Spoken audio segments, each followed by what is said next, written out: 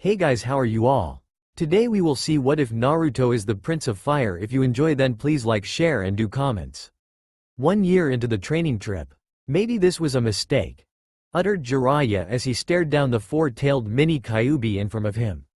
They had tweaked the seal to allow Naruto more access to Kyuubi chakra. Everything was manageable until the fourth tail formed. Naruto lost control and the cloak was now hurting him more than it healed him. "Common kid, you've got to take control of your body," screamed Jiraiya. Suddenly the fox began to grasp his head and roar. Naruto was now fighting back against the fox for control. "That's it, Naruto. Your body, your power. Inside the seal. Control," uttered Naruto, covered in the fox's chakra with the fox's claws hovering over him. Suddenly he looked up, his eyes now blue instead of red, glaring at the fox. "This is my body. I'm in control. My body, my power," yelled Naruto. He puts his hands in the ram sign and began to summon his own chakra to combat the foxes. The Kyuubi's claws were slowly pushed back as a blue pillar of chakra surrounded Naruto. "Stupid boy, you think your power can compare to mine? Mwahahahah," declared Kyuubi. The fox then began to pump even more chakra out and began to overwhelm Naruto. "You're weak, brat, and now you're mine," roared Kyuubi. "Shit, I need more power," thought Naruto as he dug even deeper into his reserves. His chakra began grow and suddenly a tendril of his chakra struck the seal on the cage. The seal glowed for a moment before the fourth Hokage appeared in front of the cage to witness the battle. "It's time," declared the fourth as he lifted his hand up over the seal before it glowed momentarily before changing, and suddenly Naruto began to absorb the demon chakra into his own. The colors of the chakra changed into a fire red as they blended. Naruto's body began to change as his whisker marks faded. His muscle mass increased while his hair became even spikier with red streaks flowing through it. "What is this? Give me back my chakra," roared Kyuubi, who then looked and saw the fourth standing in front of the seal. You did this. You rat, I'll get you for this." "No, this is all him. This is why I chose him. My son, a fire dragon slayer, holding the great fire demon. He'll be unstoppable," stated the fourth. "No, this can't be," exclaimed Kyuubi. He had now lost 4 tails worth of chakra to the boy's reserves. It would take him months to get back to full. Worse, his attempts to control the boy would now meet with a lose power. He now needed to rethink his strategy. "Haha, do it, Naruto. I'll see you again sometime, my son," declared the fourth as he faded out of existence. Naruto smirked as he heard the man. He then completely absorbed the fourth tail of chakra before exploding from his mindscape in a ball of fire. The outside world. What is this? The Kyuubi chakra, it's transforming. What's happening in there? I haven't felt a chakra like this since Minato. Could he be one too? Exclaimed a puzzled Jiraiya. The Kyuubi chakra suddenly appeared to become fire as it began to roar as the tails receded. Suddenly it exploded into a pillar of fire and the roars of the beast were replaced with the screams of Naruto.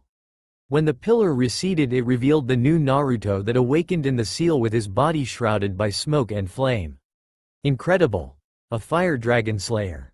His father's lightning dragon transformation wasn't this cool, but then again he didn't almost kill me in the process either, stated Jiraiya in awe. "Hey you old pervert, I saw a very interesting man in the seal just now. You know my father, the Yondaime Hokage," declared Naruto. Jiraiya gulped before trying to explain. "Well, you see, you weren't supposed to know until I know that fool. I would have been a sitting duck. Being his son would have started the fourth ninja war. But finally I know the reason I was chosen. It is not a burden, but a gift of power passed from father to son. The sleeper has now awakened and the dragon slayer has been reborn. I am the prince of all fire country once again," yelled Naruto before cackling madly. "I think we may have created a monster. His ability is now only exceeded by his ego," thought Jiraiya with a sweat drop. "Quit sitting around, you old fool. This changes everything. I'm not skipping the next Chunin exams. I'm going to enter solo and blow away the competition.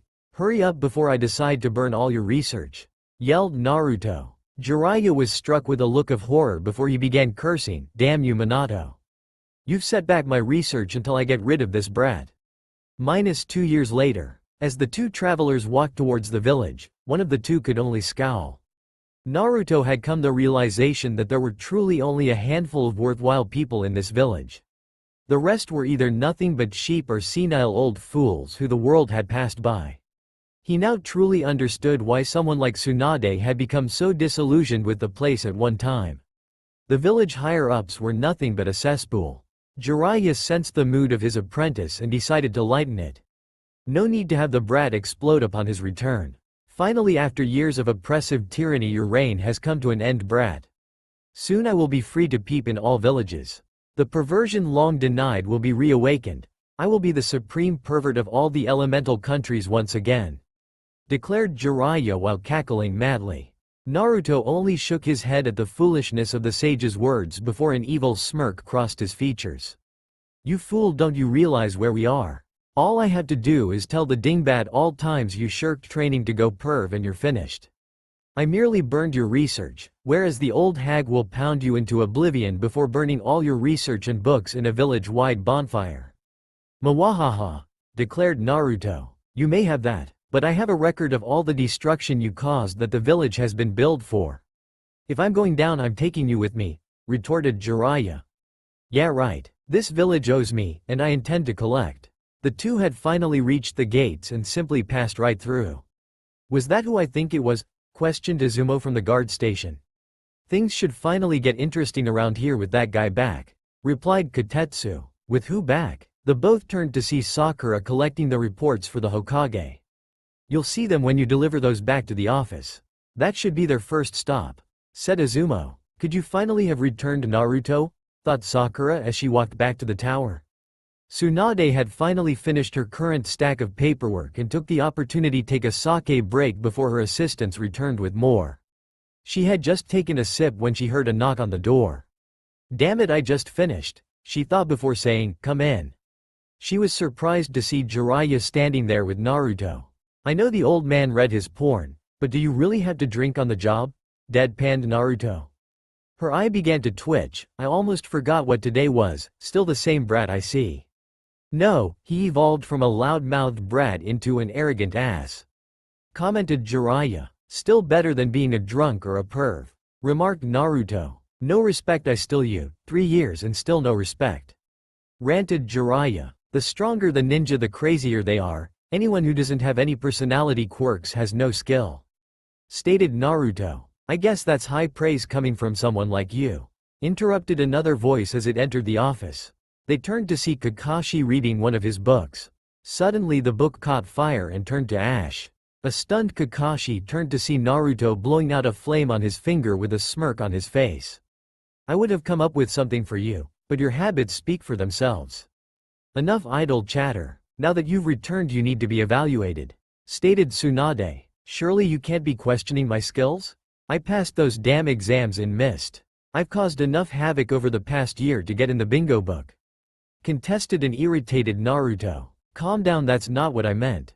Your team needs to see your skills so that they can become accustomed to working with you again," said Tsunade. "From your reports, Jiraiya, you said he inherited the bloodline even stronger than his father," said Kakashi. "At his current training pace, his level of control over fire will compare with that of the Nidimes with water in a few years," replied Jiraiya. "That's a bad comparison. He sounds more like a full manifestation like my grandfather.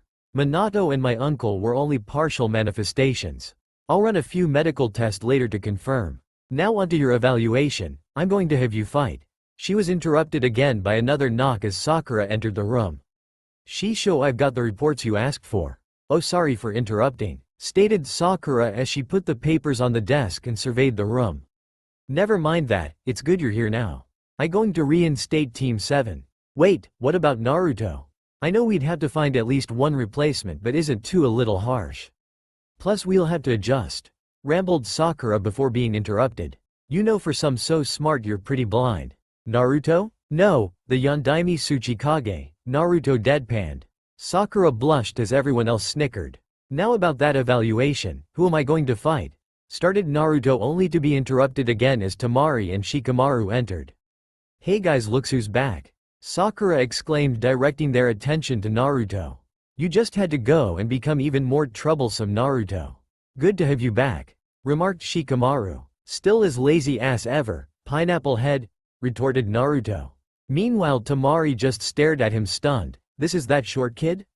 No way. I know, right? I didn't recognize him either. Whispered Sakura to Tamari. Looks like Naruto is developing a little fan club, observed Kakashi looking at Tamari and Sakura. At this point a messenger bird flew in through the window. As Tsunade read the scroll her eyes widened. Listen up, she ordered, gathering their attention. The Akatsuki have been sighted near the outposts of Suna. It appears they're making their moves now to capture their targets. The Case Cage has requested an escort for Tamari back to Suna that can also aid against the threat. I guess we can skip that useless evaluation. No way I'm missing out on this. Eagerly replied Naruto. Brat, you're an Akatsuki target. I can't just throw you in the line of fire. Responded Tsunade. That's exactly why I should be on this mission. You can't win by running and hiding. I will fight these Akatsuki face to face and crush them with my bare hands. Exclaimed Naruto. Tsunade looked to Jiraiya, who only gave a nod in approval to Naruto's sentiments. Fine, Shikamaru, gather rest of Team Asuma. You and Team Kakashi will accompany Tamari back to Suna to help deal with the threat. Kakashi, your command will consist of yourself and Chunin's Haruno Sakura and Namikaze Naruto. I'll find you a fourth squad member after you return. You will head this mission with Asuma being your second in command. Dismissed. Shikamaru had gathered the rest of his squad with Naruto, Tamari, and Sakura, and they were all now at the gates waiting on Kakashi. I can't believe Kakashi-sensei still has such bad habits. He's making us look bad. Asked Sakura. Speak for yourself. As long as he's copying Nin Kakashi on the battlefield, I could care less how late he is. Naruto, he's so mature now. Of course he wouldn't let this faze him. Thought Sakura while checking him out. He grew up alright. Grew up just fine, observed a drooling Ino. Could use more guys like him in my village, thought Tamari. Troublesome girls, troublesome Naruto, thought Shikamaru as he moved away from the girls and began chatting with Asuma. I packed my barbecue chips, regular, ranch. Oh, I should as Naruto if he found any exotic ramen on his travels later. Salt and vinegar chips. Thought Choji as he followed Shikamaru. So, Naruto, do I look more womanly now? Asked Sakura as she struck a pose. No one cares about you, forehead, said Ino, shoving Sakura out of the way and striking her own pose. My feminine charms are much more alluring. Out of the way, piggy, stop drooling over him. Forehead, this two idiots are gonna drive him away, right into my hands, smirked Tamari with a gleam in her eye. Those two still with the banshee screams. Why can't they be quiet like the other one? Thought Naruto as he moved away from them and towards Shikamaru, Choji and Asuma. So, Naruto, you looking to go for Jonin rank anytime soon? You've built up quite the reputation in the bingo book. Asuma asked Naruto. I've got one elemental manipulation in my pocket. I'm working on another right now. I'll give a go once I have that down. What elements are you aligned with? Asked Shikamaru. Now that would be telling, wouldn't it? Remarked Naruto. It's too troublesome to keep up with a guy like you. The average Chunin life suits me just fine. Naruto then noticed a short brown-haired blur suddenly entered his vision. Boss, I heard you were back. Check my technique on this ultimate jutsu. Orioke no jutsu, declared Konohamaru as he transformed into a brunette before reverting back. What do ya think? Got a lot oomph to it, right? Pleaded Konohamaru. Ha ha ha, you amuse me, kid. Remind me of myself before I became the greatness I am today. When I'm running this place I could use someone like you. You can wash my boots and call me Lord Namikaze. Claimed Naruto, chuckling at his old idiocy. No way, I'm gonna be the Hokage and you're gonna work for me. You might wanna run back to your team now. Deadpanned Naruto. Konohamaru looked up to see the threatening forms of Ino and Sakura before he took off like Tora the cat. Gotta run. Later, boss, yelled Konohamaru as he got the hell out of there. Don't change, kid, muttered Naruto. Soon Kakashi arrived and the group departed for Suna. On the road to Suna, the group had stopped to take a rest a short ways outside Suna. They were scattered about the campsite chatting about the newest gossip of the day, namely, Naruto. Naruto mostly hung off to the side with a scowl. He wanted to hurry up and get to Suna so he wouldn't miss the battle with the Akatsuki. The rest somehow ignored his annoyance and kept peppering him with questions about his training, which as far he was concerned was on a need-to-know basis. So, Naruto, how did you get promoted at the exams in Mist with no squad? Asked Shikamaru. The true worth of a warrior is not the value placed on him by his comrades, but that of his enemies," replied Naruto cryptically. "Troublesome blonde," said Shikamaru. What he meant was check the bingo book. "Have a look at his page, it's right next to mine," suggested Kakashi as Naruto scowled.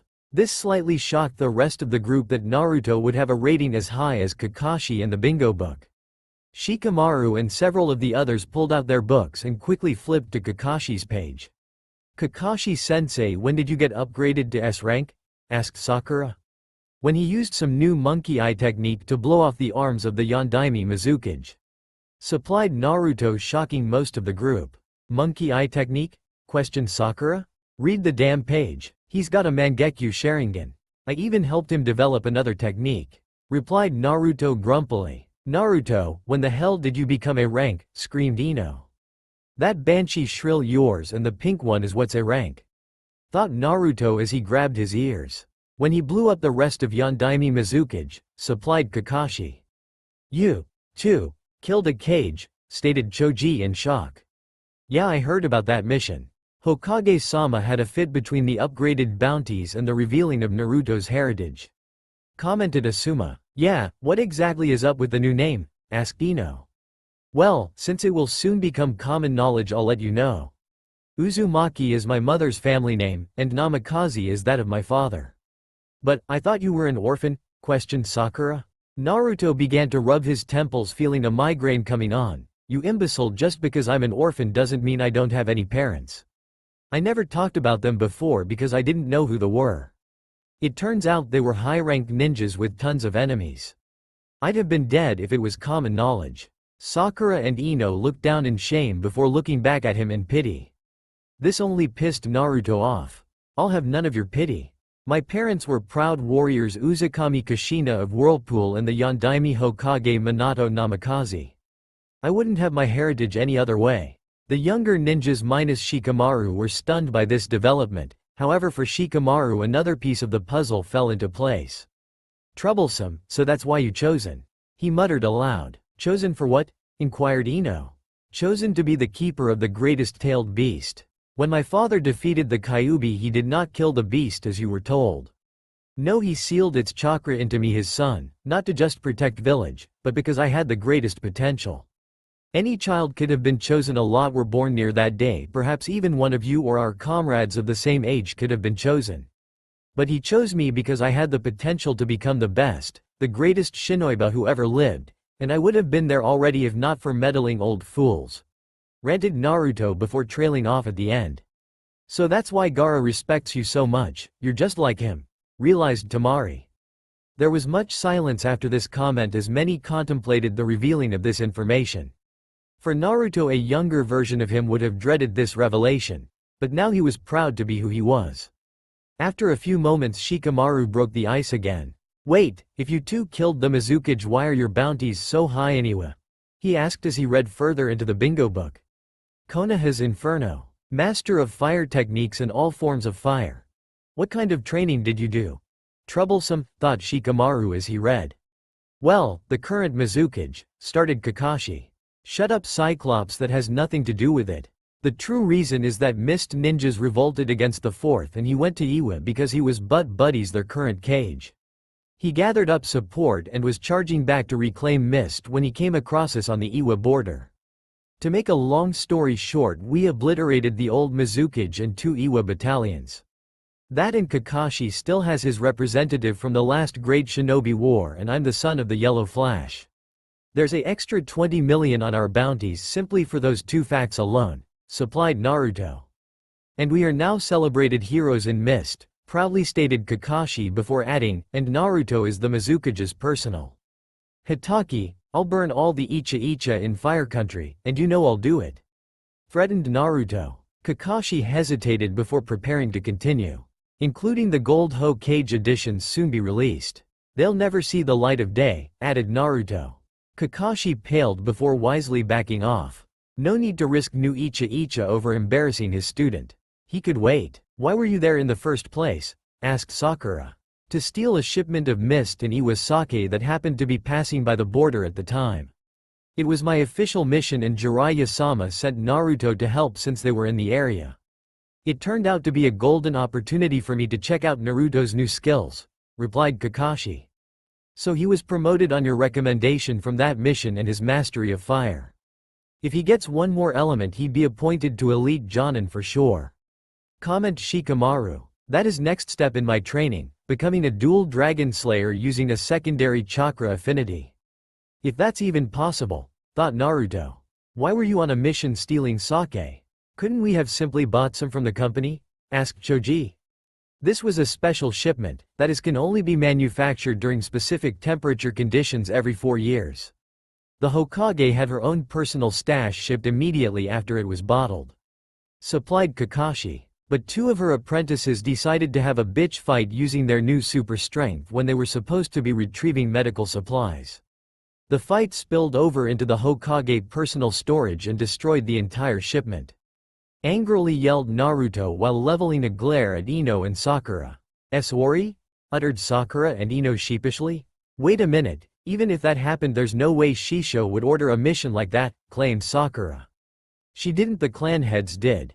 They feared she was going to start killing off civilian council members after she sent one to the hospital during a session," replied Kakashi. "Literally she punched him through a wall and he landed on a hospital bed via an open window," added Naruto. Suddenly they all looked up into the distance sensing something. "Time to move people, Akatsuki has struck," ordered Asuma. Inside the gates of Suna. After they reached the gates they made their way over to where Kankuro was observing a battle between Deidara and Gaara from below. The aerial opponent is Deidara, he makes bombs from some kinda clay-like substance. Supplied Kakashi to the group. That means his partner Sasori is snooping around here somewhere. I'll take Captain Play-Doh, Asuma your squad and Kakuro should be able to handle Puppet Boy. Kakashi you should scout from below my fight looking for his bombs with the Sharingan. If anything gets past Gaara and you and Tamari should be able to take it out," called out Naruto. "Sasori uses poison in his puppets so Sakura, you're with Team Asuma as well," ordered Kakashi in agreement with Naruto. "Well I've got a flight to catch." Naruto then bit his finger wiped some blood over a circular seal on his left forearm and out popped a metallic circular disc. He flung it in the air as the bottom it became covered in fire and hovered in mid-air. He jumped and zoomed towards the flying bird of clay that was circling Gaara. Deidara didn't notice his incoming second opponent as he unleashed a wave of clay bugs at Gaara.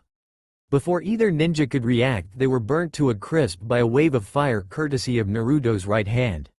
"Don't you have better things to do than play Play-Doh games with little girl's case cage?" said Naruto with a smirk. "Good to see you Namikaze Naruto," stoically responded Gaara. "So you've been keeping up," chuckled Naruto. "I heard about your little pest problem and from my demonstration you can see I am fully qualified exterminator. I recognize you. You're the Kyuubi Jinchurinki, your AA rank big shot now killing a cage. With 2 of you now I'll have show you my favorite art C2. Declared Deidara. "Really, I can't back down from a challenge like that. Now you'll see just how deep my power really runs. Sit back and watch Gaara. My control of fire now even surpasses yours of sand," exclaimed Naruto. As Deidara revealed his hands to gather some clay from his pouch Naruto finally got an up-close look at the mouths on his hands. "Wow, I guess you've really given a new meaning to the term hand job. I get it finally. Between mouths here, his partner Dollboy, and the pretty boy of an Uchiha, the Akatsuki is nothing but a fairy club. I bet they couldn't hide it anymore in their home villages and got together to come out of the closet. No wonder Orochimaru became a member," ranted Naruto. The ninjas watching below began to laugh and even the stoic Gaara began to snicker. "You won't be laughing for long.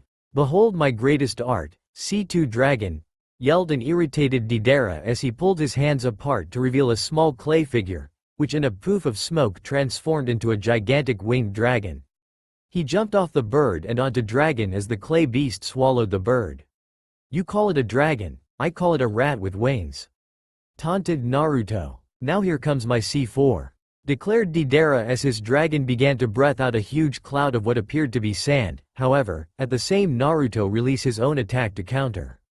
Karyu no Koko. The stream of fire turned all the particles in the cloud into ash. "The heat from that fire is intense, no single particle of clay could have survived," observed Gaara. It doesn't matter how small you make your bombs, I can sense the chakra. My fire element is so powerful it will reduce your Doten element to nothing but ash. Gloated Naruto, only to be overtaken from behind by swarm of clay bugs. You talk too much, stated Deidara before smirking. Katsu. The bombs exploded all over Naruto, creating a huge amount of smoke. Deidara's smirk soon turned into a frown as the smoke faded to reveal Naruto with flames and smoke shrouding his body. He moved his hand up to wipe away a small amount of blood that had trickled out of his mouth. Just as I thought, you're nothing. That didn't even singe my clothes. Naruto smugly stated. I can't waste any more chakra on C4 against this guy. I'm airborne, so the landmine technique won't work here. Let's see how he likes this. Thought Deidara as the dragon proceeded to spit out 4 baby dragons that sped after Naruto. Naruto sped off as the 4 dragons gave chase, attempting to flank him. After giving chase for several seconds, they surrounded him and charged in with their target in the center of them. At the last second, Naruto free fell from his disc, then brought his wrists together in front of him and launched a devastating attack. Karyu no Saperaru no Teiho. A large spiraling blast of fire struck all 4 dragons just before they could detonate, reducing them to ash. Naruto moved to bring his disc back underneath him, but as he turned he was swallowed whole by another baby dragon. You've been immersed within my art Jinchuriki. Behold the beauty of art as a bang. Katsu, proclaimed Deidara. The baby dragon exploded into a giant ball of fire. Looking for me? Deidara turned to see Naruto once again hovering on his disc near Gaara.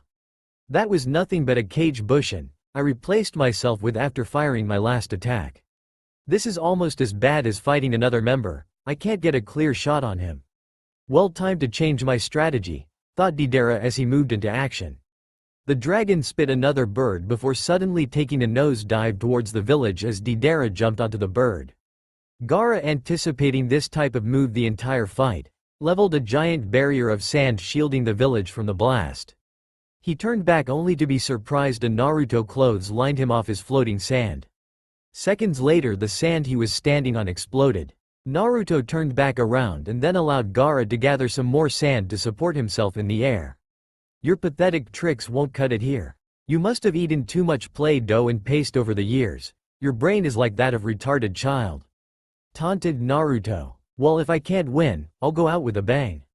My greatest self-expression art, declared Deidara as his entire body began to expand before exploding into a giant ball of fire.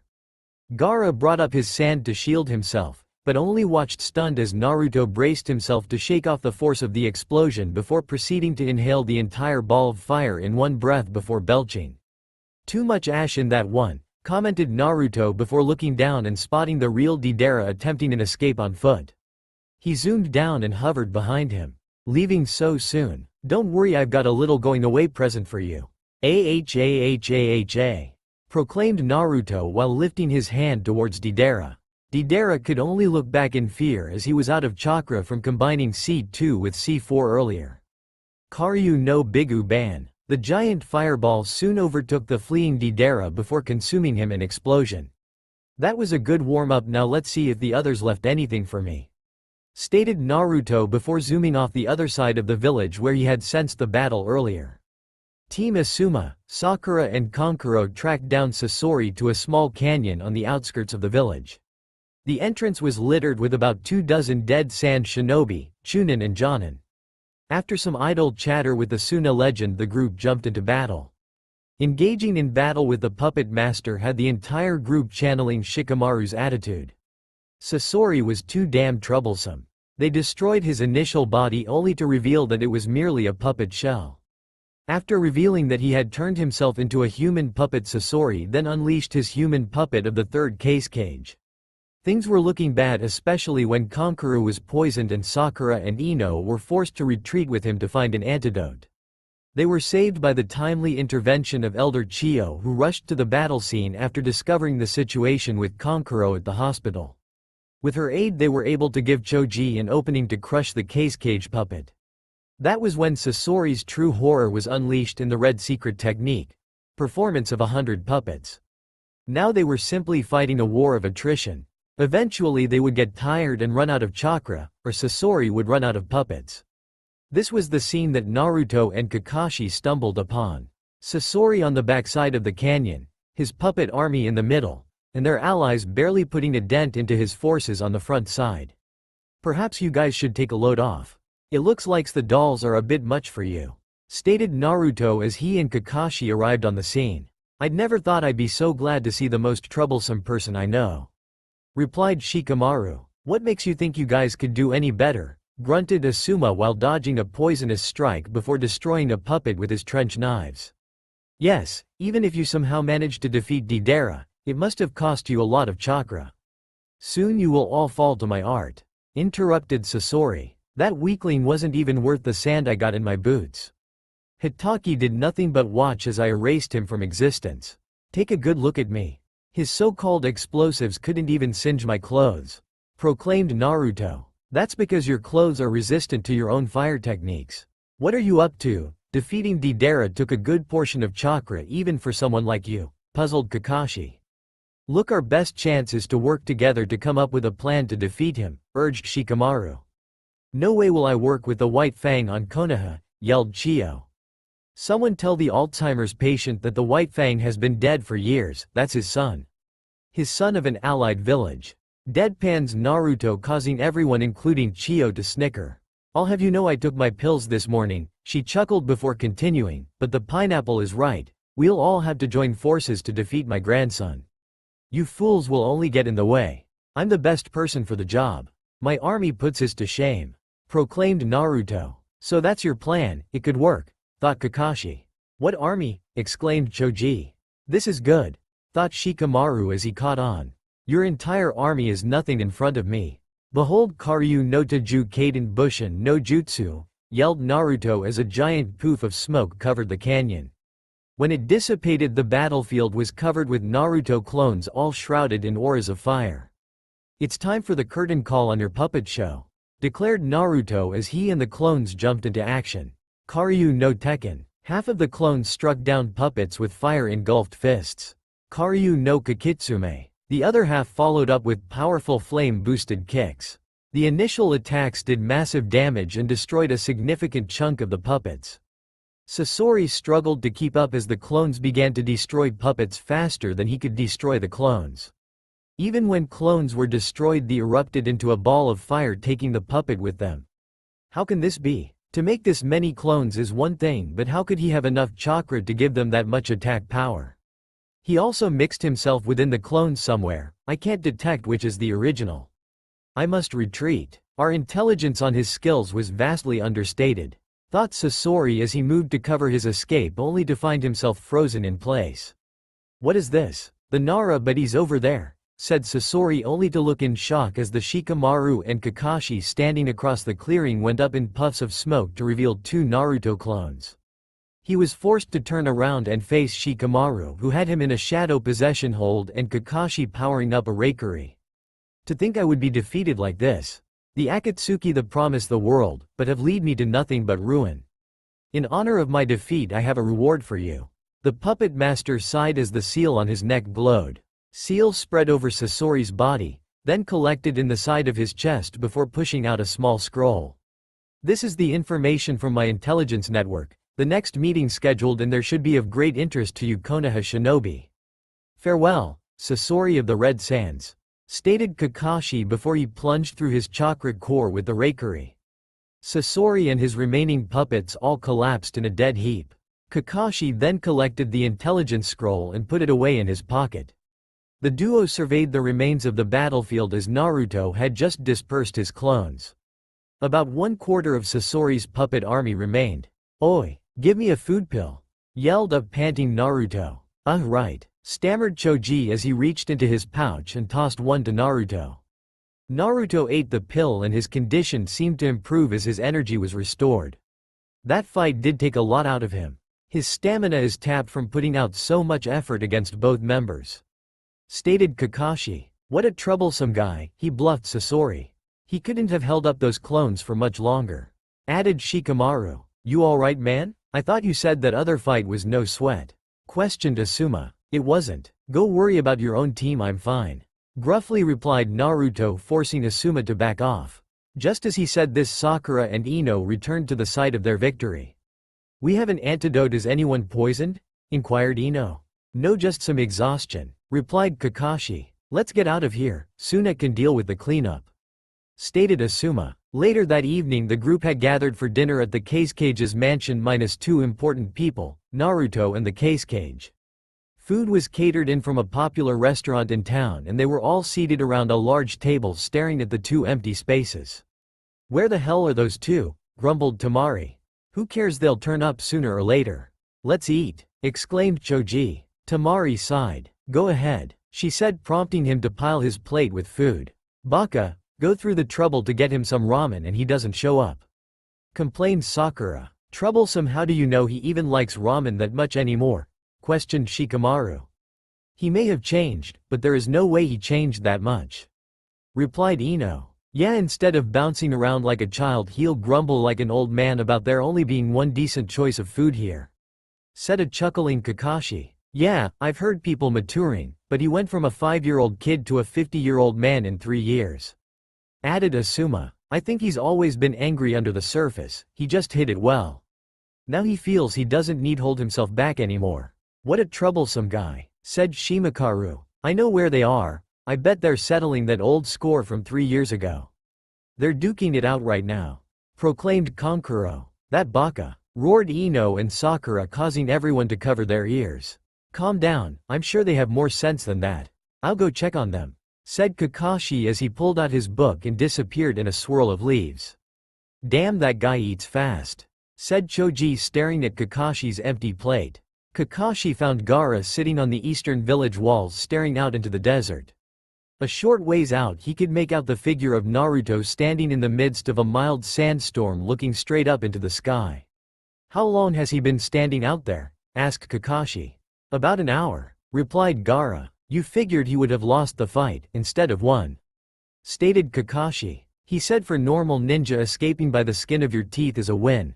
But to be the best you can't show any weakness even in victory or your next opponent will use it against you," declared Gaara. "A wise policy," said Kakashi as he nodded in agreement.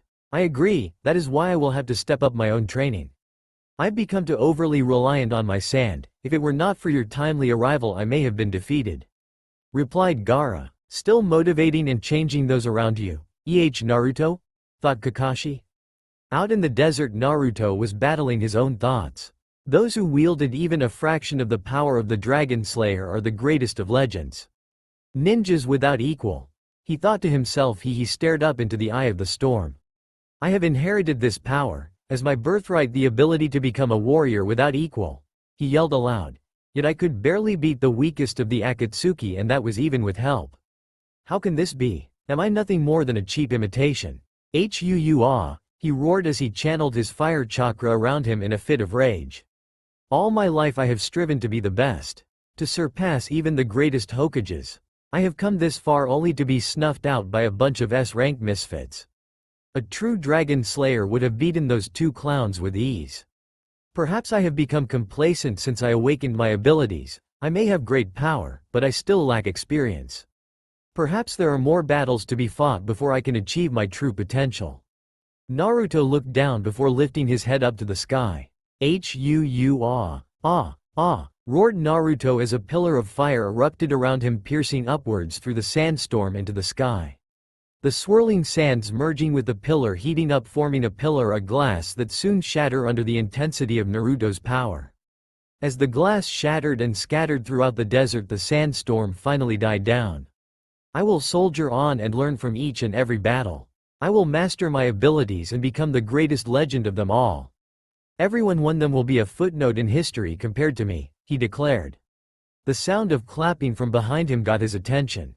He turned to see a clapping Kakashi, eyes smiling at him, and Gaara smirking with his arms crossed over his chest. "A very inspirational speech," stated Kakashi. "Indeed, perhaps I should hire you to speak to my ninjas to get them motivated. We might conquer all the great nations," added Gaara. Naruto ignored the subtle insults and responded rudely, "What do you want?" "Dinner is being served for everyone back at my estate," replied Gaara. "They started without us, but made sure to get some ramen reserved for you," added Kakashi. "They better have," Probably the only decent food they got to eat. He grumbled as he followed them back into the village. After a few days the squads completed the return trip to Konoha. As soon as they arrived they proceeded to the Hokage's office to give the debriefing on the mission. They encountered Jiraiya on the way, who decided to sit in on the debriefing to see what other intel they had gathered on the Akatsuki. Kakashi had immediately turned over Sasori's scroll to the spy master. As soon as they reached the office, Jiraiya kept an ear open to their report while he attempted to decipher the secrets of the scroll. "Very curious as to why he would want to help us out?" questioned Tsunade. Her thoughts were interrupted by Jiraiya. "I've cracked the first part of this thing. It's a list of meeting places and date and times for his spies. Apparently Sasori has a spy in Orochimaru's ranks and they are supposed to meet 5 days from now on the Heaven and Earth Bridge. Orochimaru used to be his old partner with the Akatsuki, I guess he still held a grudge against him." Quote, "Well, then we should definitely send a team there, but who?" pondered Tsunade. "Hokage-sama, I request that my squad be a part of the team. This may provide an opportunity to track down a lost comrade who we know how to deal with the best," requested Kakashi. "I figured she'd be the first one to say it, but I guess he anticipated that," thought Tsunade. "Very well, I will put you into consideration." "Well, Hitaki, I didn't know you had it in you." Naruto chimed in. "What do you mean? Of course Sensei wanted to bring him back too," retorted Sakura. Notice, he did not say, retrieve, but track down. "If he will not return willingly, well, I'll leave the rest to you to figure out. The crime he committed against him is far worse than against us. He took everything he was taught by our sensei, discarded it like trash. There isn't a bigger insult I can think of, but know this sensei, I get the first shot at him, he owes me after all," stated Naruto. "Is that true, sensei?" questioned Sakura. Jiraiya answered in his place, "Whether you like it or not, Orochimaru cannot be allowed to take his body. We must do everything we can to prevent that. If Sasuke would willingly allow it to happen, he is a much easier target to take out than Orochimaru himself. This, however, is only a worst-case scenario." "Worst-case scenario, my ass," uttered Naruto. "I thought you of all people wanted to bring him back?" Tsunade was somewhat puzzled by his attitude. "Don't sugarcoat it with useless emotions. He's either with us or against us. If he proves to still be against us, he has to die," stated Naruto. While his words rang true to most in the room, a few were troubled by them. Tsunade soon dismissed them all, stating she would notify them of the mission's team members in a few days. A couple days later, Naruto and Shikamaru were walking through town discussing the situation of the mission.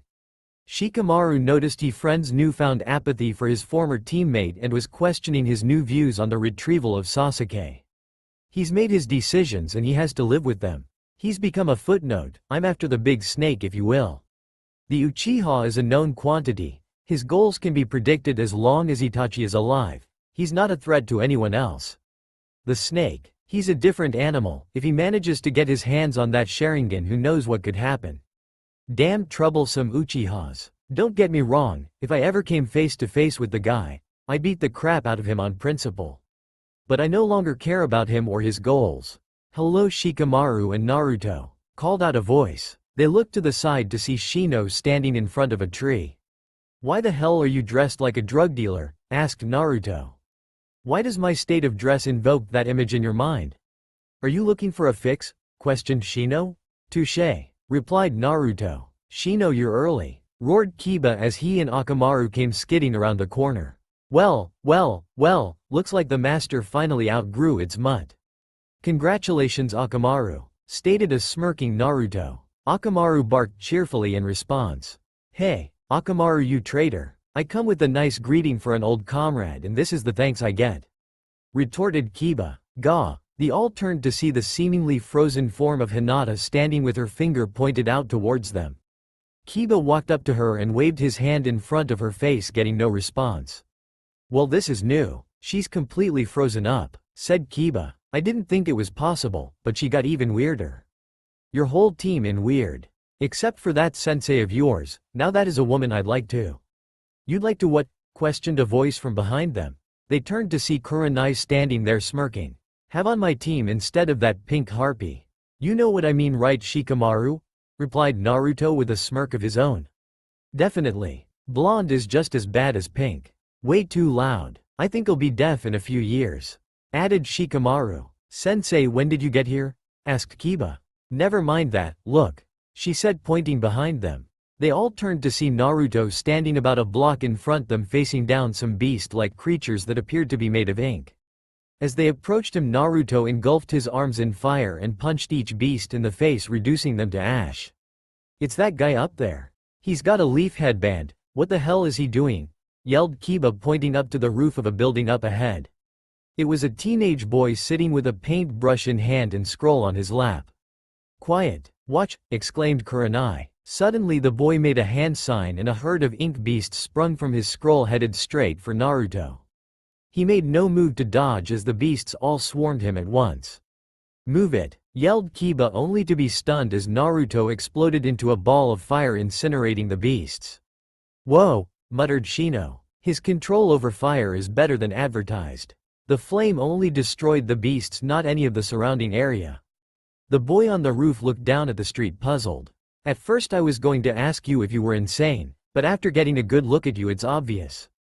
The boy turned around to see Naruto staring him down with his arms folded across his chest. You're pretty strong, you must actually have something between your legs.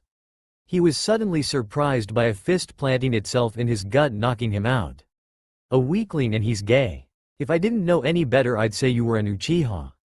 Naruto threw the boy over his shoulder, before reappearing back in front of Shikamaru. What do you think? Is he one of them? He asked the Nara. Troublesome, but yeah, looks like it. Shikamaru replied. One of who? Asked Kiba. Not your problem, dog breath. I need to take this mutt back to its master for better house training. I'll recommend you, Akamaru. You've done wonders with Kiba. Got him bathing at least once a week now, he said before turning and jumping away. Hey, I bathe at least 3 times a week, so ha! Yelled Kiba at his retreating form. Everyone quickly backed several feet away from him. Tsunade had been sitting in a meeting with Koharu and Homura, the elders failing to convince her to limit Naruto's movements. Shizune had approached them to get them to convince Tsunade to limit Naruto movements, by essentially confining him to the village. She rejected that idea flat, by stating that Naruto could take care of himself, and confining him to the village made him a sighting target like Gaara was when he was attacked. We will concede that fact to you, however, we request more members to be added to his team. Stated Homura. Tsunade sighed in annoyance. Alright then. Come in, Danzo, said Koharu as the door opened and closed with an old crippled man shuffling into the room. You, said Tsunade as her eyes widened in recognition. It has been a long time, Tsunade Heim. Greeted Danzo. If you're here, that means the new member will be one of the Root Anbu. She surmised. Yes, and also elite member of the Hokage's Anbu should suffice for the other member. Added Homura. Suddenly the door slammed open and Naruto barged in with the boy from earlier hanging over his shoulder. I believe this belongs to you. I think this dog needs remedial house training, said Naruto, throwing the boy at Danzo's feet.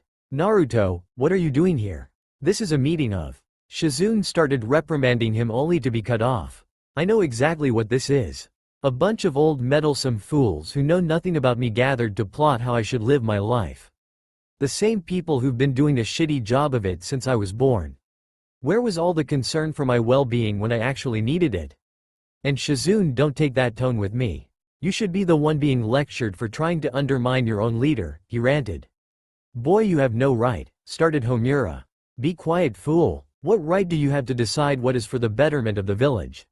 The ninja world isn't the same as it was 50 years ago. Proclaimed Naruto. You must understand we're only trying to protect you and the village. Pleaded Koharu. The best way to protect myself and the village is to allow me to crush the Akatsuki members with my bare hands. Roared Naruto. You couldn't possibly, began Danzo. Silence, yelled Tsunade, shutting them all up. We've already agreed upon a course of action. This discussion is now closed. For future reference, you three would do well to keep up to date on Naruto's abilities. On his last mission, he was primarily responsible for the elimination of both Akatsuki members. His abilities returning from his training trip are far beyond even what I had hoped for. He is quickly becoming one of the elite members of my forces. Your attempts to restrict him are quickly becoming a nuisance to the village. Just remember who holds the power. She is the Hokage and I am one of her greatest ninja. You're nothing but a bunch of old fools who can be easily shuffled into retirement for new blood with new ideas," he said offhandedly while exiting the room. At Tsunade's orders, a new team Kakashi formed consisting of the remaining 3 members: Yamato, one of the Hokage's prized Anbu, and Sai, a member of Anbu-ne. The members of the new squad met at their new designated training area to discuss the upcoming mission. "Hiya," waved Sai with a fake smile as he approached the rest of the group. "You again? Why the hell do we need this fruitcake? He's the weakest guy here," ranted a scowling Naruto. "Don't worry, blonde horse, we ninjas of Root are fully trained Anbu," replied Sai, still with the same fake smile. "Blonde horse?" questioned Sakura. "This guy is really strong, therefore he must be hung like a horse. A ugly brute like you must be strong, so you know how it is." There was a brief pause before Sai was slammed in the ground courtesy of Sakura's fist. "How dare you say such things, you perverted baka," she ranted while not taking her eyes off Naruto's crotch. "Well, I do know one woman who can confirm, but we'd have to take a detour to Mist," pondered Kakashi as he looked away from his book. Naruto snorted in disgust at them. "Fools." After Sai gathered himself from Sakura's blow, Yamato cleared his throat, gathering everyone's attention to him. Since Team Kakashi was missing a member and due the importance of this mission, Hokage-sama added 2 extra members to Team Kakashi, so why don't we all introduce ourselves? "My name is Sai. I'm Haruno Sakura. Hitaki Kakashi. I am Captain Yamato." Page 147 in the bingo book. "Ma, Naruto come and play nice," said Kakashi. "I'm not paid to play nice, I'm paid to do missions," retorted Naruto. "Anyway, the 5 of us are on a mission now. We aren't all exactly used to working with each other, but I believe we have the ability to accomplish our goal," declared Yamato, attempting to build some camaraderie within the group. "Wait a second, who's the lead on this mission, you or Kakashi?" asked Naruto. "Technically it's me, but I'm deferring to Yamato right now. He could use the experience of dealing with non-Anbu personnel," replied Kakashi. "Basically you're being lazy as usual," grumbled Sakura. Yamato angered her as he continued. "Our mission is to head to the Tenchi Bridge to intercept the spy within Orochimaru's organization and bring him back. This is an excellent opportunity to find information on Orochimaru and Uchiha Sasuke. We could gain a source that leads to the formulation of a plan to assassinate Orochimaru and bring back Uchiha Sasuke," stated Yamato. Naruto snorted. "There are way too many flaws in that plan. We have to capture the source, that's one thing that can fail easily. It's much easier to kill than to capture. The source has to be able to cooperate. With Akatsuki and Orochimaru there could some fail-safe in place that prevents the spy from talking to us. There is also the possibility that Orochimaru already sniffed out the spy and is setting up an ambush for Sasori. This could also be a trap laid by the Akatsuki. Excellent job of reading underneath the underneath. That is why we have 4 high-caliber fighters and a medic on this mission. There is a great possibility that we will encounter Orochimaru himself in his attempt to eliminate Sasori. I already have an idea for a fail-safe, if you will, if the spy lead turns out to be a dead end," said Kakashi. This piqued Naruto's interest. "Care to enlighten us?" "Later when we are out of the village," responded Kakashi. "Very well then, these are our orders. Gather your supplies, we will depart from the front gate in 1 hour," commanded Yamato. Sakura and Naruto gathered their supplies quickly and were now walking through the village to the Hokage Tower to report to Tsunade before departing on the mission.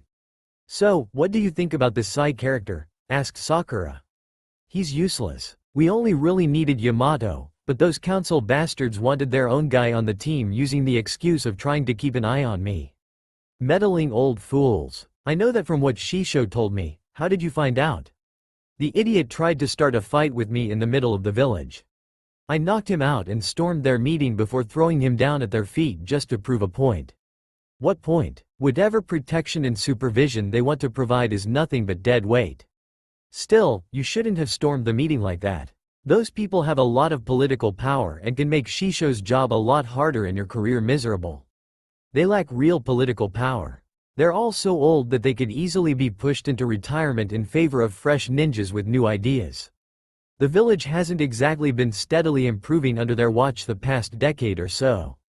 I wouldn't be surprised if she already started to put their replacements in place. You sure did learn a lot on your trip. You didn't used to be aware of such things.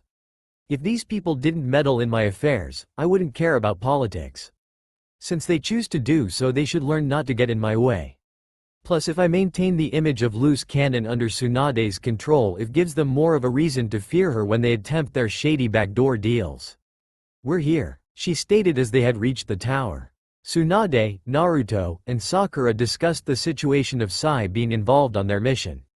Naruto and Sakura just finished debriefing her on their interactions with Sai so far. The Root Ninja's actions did not surprise her. So that's how it is. I want you two to keep an eye on him. I believe that the council may have ulterior motives on this mission, she stated. Their conversation was interrupted by a knock on the door. Enter, commanded Tsunade. The door opened and Danzo shuffled into the room. Not this fool again, thought Naruto as he rolled his eyes. Danzo, what is it? Questioned an annoyed Tsunade. I trust you have assigned an elite Anbu to be the leader of Sai's team? He asked. I choose the person who has stood out the most since Sandame was in office, she replied. Excellent, I would hope that he hasn't taken Sandame's teachings to heart. That old man was too soft, afraid of getting into disputes and making decisions. Like how your own grandfather taught Sandame, he said casually. HMPH. Tsunade's eyebrows twitched at the insults, but did not respond, so Naruto did her talking for her. It would do you well not to speak ill of the dead, lest you become one of them. You are up there in years after all. Besides, Sandame was a great man, respected and feared by many. I could not say the same for you, old man. Danzo's own eyebrow twitched at the response, but he held himself back from responding. Well, that was all I came to confirm. Thank you for your time, I guess I can go eat now. Goodbye, old man, said Naruto, causing Danzo to pause and grip his cane tightly. Since you view ninjas as tools, don't be too disappointed if your tool becomes discarded on this mission if it proves to be faulty. Thank you for your concern, grumbled Danzo as he exited the room. Naruto, why did you say those things? Shisho could handle it, scolded Sakura. I was defending my Hokage. As the superior officer, it may not be proper for her to respond to such comments, but I am not bound by such pettiness. Like I told you before, sometimes the leader needs a loose cannon to let everyone know you shouldn't mess with them. It also helps that I'm essentially untouchable for him. The old you may have been a breath of fresh air from all the crap of this job, but the new you is much more useful. I should have you sit in on all my council meetings. I think those old prunes fear sitting in a room with you more than Ibiki now after your little show yesterday, stated a chuckling Tsunade. Naruto smirked in response. After gathering at the main gate, Team Kakashi departed for the Tenchi Bridge. After a few hours of travel, the group descended into an awkward silence. Naruto marched along with a scowl on his face, eyes never straying from dead ahead. Kakashi partook in his favorite activity of reading Icha Icha. Yamato walked ahead as point, staying alert of his surroundings at all times. Sakura's mind raced through various thoughts, causing her to send suspicious glances at Sai and inquiring glances at her blonde teammate. Sai still possessed the same fake smile on his face as he traveled, appearing to oblivious to everything. Kakashi decided to break the troubling silence. What's up with the awkward silence? You guys should have some light chatter getting acquainted with one another. I don't really have anything to say to this guy, and tools don't speak anyway, responded Naruto as nodded towards Sai. Hey, don't say something like that in front of your captains, Naruto. As a student of Kakashi, you should already know the importance of teamwork and cooperation, replied Yamato. There can only be teamwork if everyone is working for the same goal. This fool is nothing more than the servant boy of a crazy old man. His voice suddenly shifted to an imitation of Sai's and plastered a fake smile on his face. It's time to eat, Danzo-sama. Let me escort you to the restroom, Danzo-sama. Yes, I will wipe for you, Danzo-sama. May I have some more, Danzo-sama? By now Sakura was barely holding back her giggling. Kakashi raised his book closer to his face to muffle his own laughter, and Yamato's face was twitching, trying to hold back a grin. It would do you well not to speak ill of Danzo-sama, responded Sai, his fake smile finally gone. What do you know? The tool finally showed a real emotion. It's a real boy, replied Naruto overdramatically. Yamato tried to scold Naruto for ridiculing his teammate. That's enough. Someone like you in a team with the great Kakashi-san, what is with you? The great Kakashi? Perhaps you two know each other more intimately than we thought. Not that there's anything wrong with that. Sasuke is our former teammate, you know. Casually replied Naruto. Yamato's mouth opened and closed, but no words came out, so he turned to Kakashi. Kakashi sighed as he put his book down. Sometimes he wished Naruto would save his banter for their enemies only. He was about to try and defuse the situation when Sai suddenly spoke up. I get it now, you see me as trying to replace that weak shit for brains Orochimaru clone who ran off betraying Konoha. No worries, I despise people like him, he said, returning to his fake smile. Naruto snorted before chuckling and a smirk crossed his face. You know what, this guy is alright with me even if he is a tool. Weak shit for brains Orochimaru clone, ha. That's classic, he could hardly contain his amusement. Well, I'm glad that's settled. Hopefully we can all get along from now on, said Sakura. Yes, let us all get along, stated Sai. Suddenly he was tackled by Naruto, forcing him out of the way of a punch thrown by Sakura. They looked back to see the huge crater that had formed in the ground. What the hell, you crazy woman? Are you trying to cripple the freaking mission? Naruto yelled at her. I do not know why you knocked him out of the way. You're letting him get away with talking bad about Sasuke-kun. He has no idea what he's talking about. Next time I won't hold back, she threatened. Naruto laughed. Who cares? The fact that the emo isn't here to defend himself is of his own doing. You act like he's some saint or something. Who cares? I thought you two were best friends, replied Sakura angrily. She couldn't understand his attitude towards Sasuke. Have you ever stabbed your arm through Ino's chest?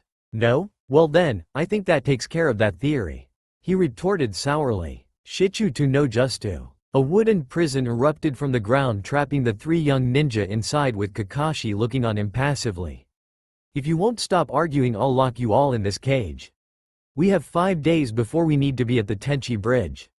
As the mediator in this situation, you can sit in the cage here to work out your differences, or we can go to a hotel with hot springs. Yamato's voice suddenly shifted into a darker tone. You guys do not know me very well. I can be nice and friendly, but I can rule by fear as well. Naruto abruptly blasted open the front of the cage and reducing it to ash. If you were sent to keep me under control, they made a bad choice. Fire Dragon Slayer versus a Mokuton user? You have no chance, Naruto thought to himself. I didn't see any hand seals or even sense a spike in chakra.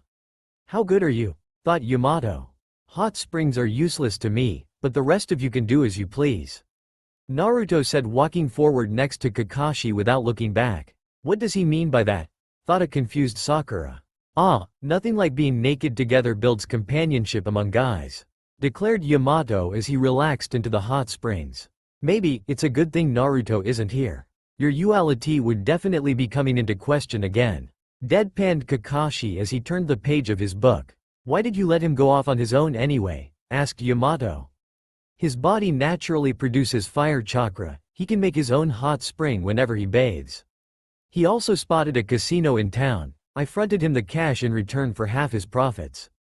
The guy has made a fortune of gambling ever since he left with Jiraiya, replied Kakashi. His temper and that kind of penchant for gambling, you'd think he trained under Hokage-sama and not Jiraiya-sama, stated Yamato. I'm a bit disappointed that he didn't join us, commented Sai, joining the conversation. Why's that? Asked Kakashi.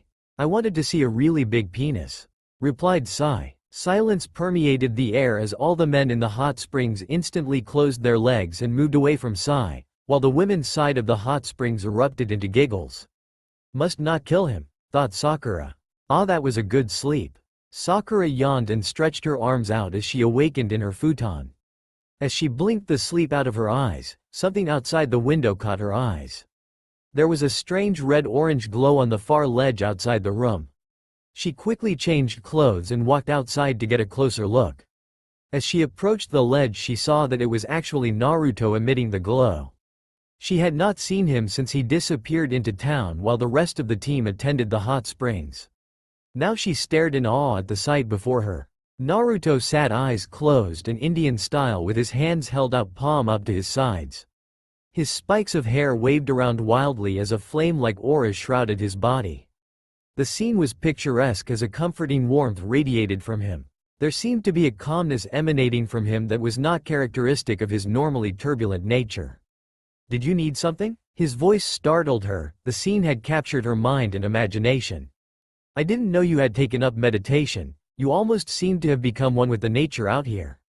Meditation helps retain focus. Focus is the key point of every battle. She chuckled. I never thought I'd see the day of you prioritizing focus. A few years ago you couldn't sit still, now look at you. You're definitely not a kid anymore. If there's one thing I learned from that Teme, it's that we never really were kids. He just figured it out before the rest of us. Not just him, you did too. That's why you used to try to be so happy and childish all time, to protect that innocence we all had. You knew even before he did that once it's gone. It never comes back. I may not be that kid anymore, but I'll still fight for the kid I used to be and every other kid out there. HMPH. Like you need another reason to fight. You should just finally admit that you enjoy fighting for the sake of fighting. No way. Few people are like me. Most people fight much harder when they have a real reason to. I won't take that away from them when they face me. It makes it more interesting. Later that evening Yamato built them a wooden house to camp out in using a Mokuton jutsu. The full team gathered upstairs where they were hammering out the details of their plan. I used the file on Sasori from Suna to get me started, but I need to know more about his personality, speech mannerisms, habits and the like. You three have actually seen Sasori with your own eyes. Naruto and I didn't arrive until well after the battle had already started. We can fill you in on what we learned, but Sakura will have the best details on the form you will be using," said Kakashi. "One problem with all this, we still don't know what his real mission is," said Naruto, directing their attention to Sai. "What are you talking about? I have the same orders as everyone else here," said Sai, defending himself. "Yes, a likely story," calmly stated Yamato when tree branches abruptly rose from the floor and lifted Sai out the window hanging by his ankle. "What are you orders?" demanded Yamato in a dark voice. Kakashi put away his book and shook his head. "I can't believe Anbu are still using such techniques for interrogation. Perhaps Hokage-sama should have Ibiki spread all his teachings throughout all departments," he said, disappointed. "The pervert would especially be ashamed to call that an interrogation from a leaf Anbu," added Naruto as he retrieved Sai from the branches and threw him onto the floor. Kakashi pulled a kunai from his pouch and walked towards Sai, looming over him with Naruto standing behind him sporting a maniacal grin. "Let me show you how to really interrogate someone," began Kakashi.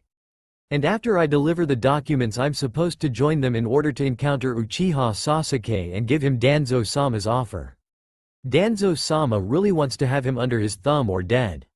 That's all I can say. The seal won't let me speak of anything else," rambled a panicking Sai. Kakashi allowed him to collapse against the wall and calmly put his kunai away.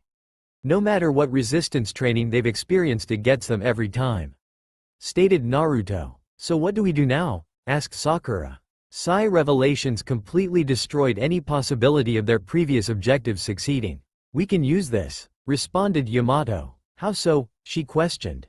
"Now that we know this is truly a trap, we can do something different than originally planned upon," answered Kakashi. "Also, since his mission was going to fail anyway, we can use his mission's failure to cover our own intentions," added Naruto. "Yes, here's our plan," started Kakashi. Yamato shuffled across the bridge towards the cloaked figure waiting for him.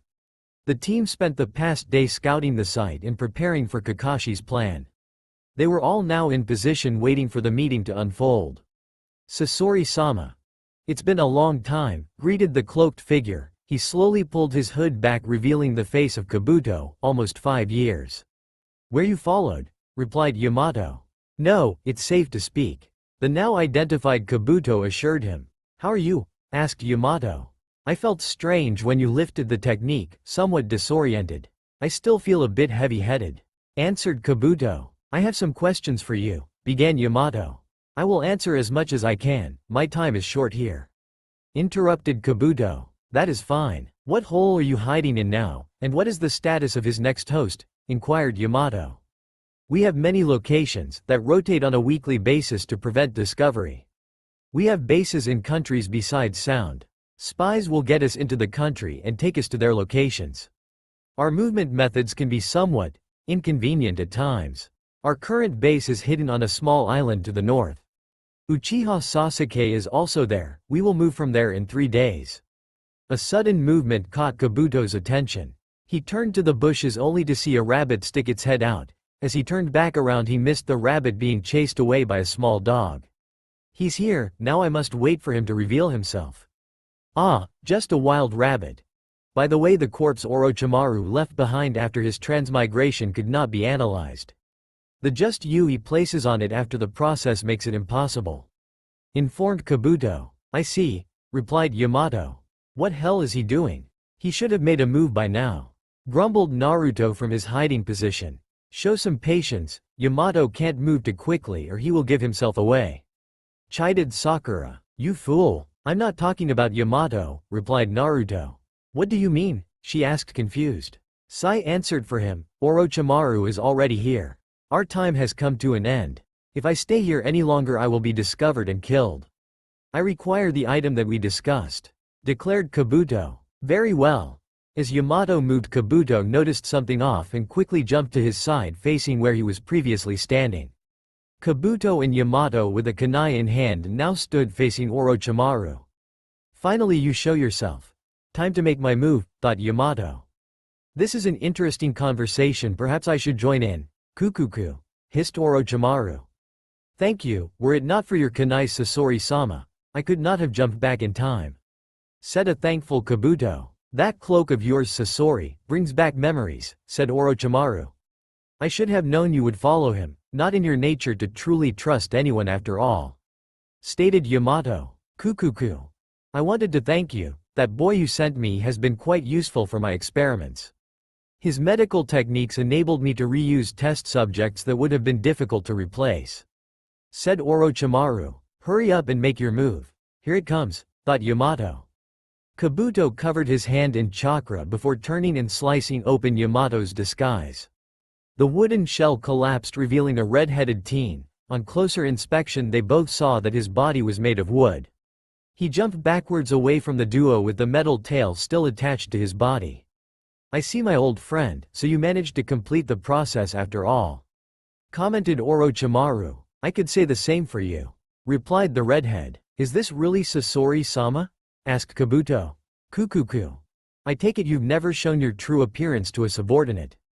Answered a chuckling Orochimaru. Senei ta jashu. The Sannin pivoted back before thrusting his arm forward, unleashing a mass of snakes from his sleeves. The snakes wrapped around the redhead, trapping and pulling him face to face with Orochimaru. Kukuku. I know you're not Sasori. What happened to him? Inquired Orochimaru from the figure. He's dead, just like you.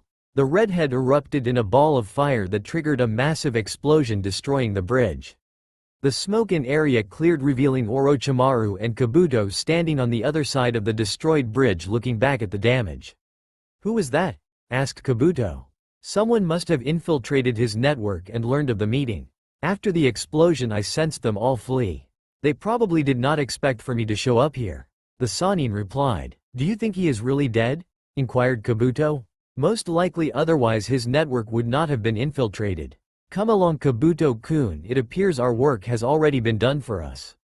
The duo turned and sped back in the direction they came from when Orochimaru suddenly halted their progress as the figure of Sai dropped down in front of him. Kukuku. So it was Rude who infiltrated the network, how unexpected. I am not an enemy, merely a hand of Danzo-sama. I have come here with a message for you from him. That senile old fool is still alive? What could he possibly want? I will only speak to you in the way I was ordered to by Danzo-sama. Choose your words carefully, boy, or they may be you last. Hissed Orochimaru. The Sannin and Kabuto abruptly jumped backwards several yards as the ground they were previously standing on gave way. They looked down to see pair of masked Konoha Anbu holding down a bound and gagged Sai at the bottom of the newly formed crater. Sorry to interfere, but ever since we arrested that fool Danzo for corruption, these root ninjas have been popping up all over the place trying to buy his way out of execution. We've been on his trail for days. Stated one of the Anbu. So the fool was finally caught. Really must be slipping in his old age. Gloated Orochimaru. We'll be taking our leave now. Stated the other Anbu. What makes you think you're going to be leaving here? Questioned Kabuto, enveloping his hands in chakra. I'm sure your master over there already noticed that we're gone. The ground caving in was merely a distraction. The two Anbu and Sai suddenly vanished in a puff of smoke. Kukuku. So hard to find a leaf shinobi with an actual brain these days. I commend them, stated Orochimaru with glee. Aren't you worried about them following this, Orochimaru-sama? Asked Kabuto. They would never have revealed themselves if they intended to do so. Even if they chose to do so, Sasuke-kun could use some new toys to play with. Come along now, Kabuto-kun, Orochimaru ordered as they resumed their trek back to the base. Yamato relayed in the information from his Mokutan Bushin that was observing the scene as Kakashi, Sai, and Naruto appeared at the predesignated location. The seed is planted, and they believe we are off their trail.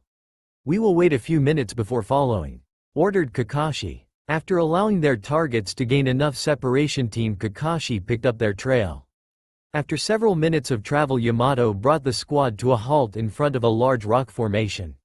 He had sensed the chakra from the seed he planted on Kabuto. Stop here.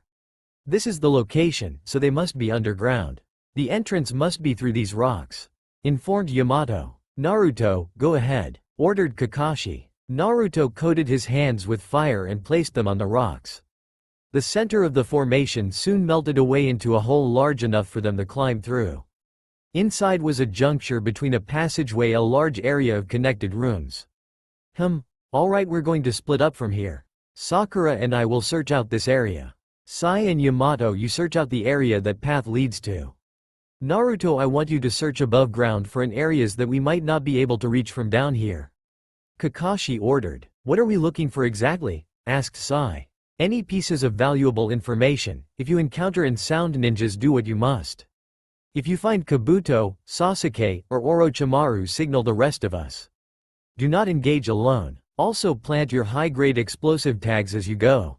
After we clear out of this base, we will leave nothing behind. Move out, he commanded. Kakashi and Sakura so far had come up empty on their search. Besides disabling a few low-level Orochimaru minions, their area had turned up with nothing. We haven't found anything except for useless scrolls. It's almost like this base has been abandoned, complained Sakura. Or at least this area of it. Looks like Sai and Yamato caught the unlucky draw, commented Kakashi. Why did you have Naruto search from above? I doubt he'll find anything, asked Sakura. The facility is not too far underground. If we ever got trapped somewhere, he could help us escape from above ground. That's them. I hope we make it in time, commanded Kakashi as he and Sakura bolted back in the direction of their comrades. Yamato and Sai had progressed along smoothly as Kakashi instructed until now. Utilizing Sai's ink jutsu, they were able to scout out any sound shinobi lurking around and disable them silently and efficiently. This was until they turned a corner to come face to face with Orochimaru. So you leave shinobi decided to follow after all, Kukuku, hissed the snake Sanin. Sai, yelled Yamato as he flashed through various hand signs, triggering roots to spring forth from the ground, ensnaring the snake Sanin. Sai used the diversion to escape ahead and continue the search. So it looks like one of my old experiments survived after all. Too bad that I have no time to play with you. Orochimaru dissolved into a pile of mud. Damn, where did he go? Yelled Yamato in frustration. While he didn't think he could handle Orochimaru alone, he knew Kakashi was on his way to help. Right as he thought this, the copy ninja and Sakura came racing through the passageway behind him. What happened? Asked Kakashi. We encountered Orochimaru. I used a diversion to allow Sai to escape ahead since I knew you were coming once I gave you the signal. Orochimaru then fled using a clone as a diversion. Why would he run? Asked Sakura. I don't know. An explosion suddenly went off up ahead. That's where Sai went, declared Yamato. The trio charged up ahead and through a door to enter a room that had been blown open to the outside. They saw Sai kneeled on the ground panting. Goo, so you countered my jutsu, he uttered. Kakashi and Sakura. A voice rang out. The group looked up into clearing smoke and sunlight to see the figure of Sasuke standing high above them. Two puffs of smoke appeared next to him, revealing the figures of Kabuto and Orochimaru. Kukuku. Looks like you old friends came for a visit, Sasuke-kun, stated Orochimaru. Yes, all except one. Where's the blonde-haired fool? Inquired Kabuto. Ask it for me and I shall oblige, a voice called out. The sound trio looked across from them to see Naruto standing on the opposite ledge. So we meet again, Uchiha.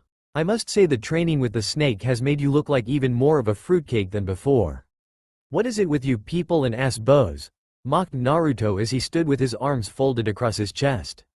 Naruto, don't you have better things to do than chase after me?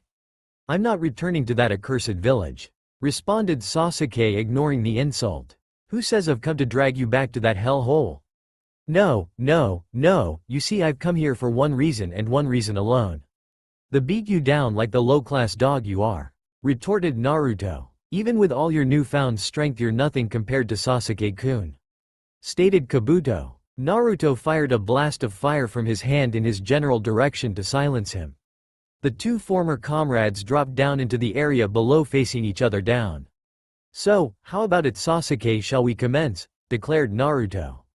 You're not worth my time, Dobi, responded Sasuke. Sasuke-kun doesn't have time to play with weaklings like you. Some of my weaker sound ninjas should be about your level, taunted Orochimaru. Naruto noticed a few sound nin moving into the area to see what was going on. He unleashed a fireball from his hand that incinerated them all. He will fight with me, unless you want more of your shinobi to die. How about I start blowing up a few labs with your beloved experiments? Raged Naruto. How sad, I didn't think you were weak enough to allow yourself to be controlled by your demon. To think someone like you would have the Kyuubi inside of them. You're nothing more than a rampaging beast, commented Sasuke. Naruto raised his hand out to side and fired off another fireball, incinerating another group of sound shinobi coming through a passageway. You fool, do you really think I'd allow the beast to control me? Ha ha ha, the Kyuubi is beast of rage and destruction. I merely allowed it to release me from my own inhibitions and free me from petty attachments. In a way I must say it feels pretty good. No useless bonds of friendship or dumb promises holding me back. I have been reborn into the warrior I always should have been. Roared Naruto. Naruto, calm down. There is more to this mission than your meaningless rivalry. Yelled Yamato. Meaningless. Spend your life ignored and treated like you were nothing. The blood of the greatest warrior the world has ever seen flows through my veins, yet my own village cursed my existence like I didn't deserve to live. Then watch as one who merely survived out of circumstance be given everything you wanted and deserved. One who reveled in your own humiliation. Tell me what matters then besides your own strength. Then to live in the shadows of another. This treacherous fool even saved my life on one occasion only to cast me aside like yesterday's trash on another. He has stolen my honor. And his debts must be paid, ranted Naruto. Sasuke removed his blade from his sheath, preparing for battle. You could have become Hokage by now if you didn't waste time chasing after me. I spared your life on a whim before, this time I will end you. If you think you can do it, go ahead, declared Naruto, dropping into a fighting stance. Their thoughts were halted momentarily as Sakura positioned herself in between the two. Facing Naruto with her arms spread wide, she held a look of determination on her face.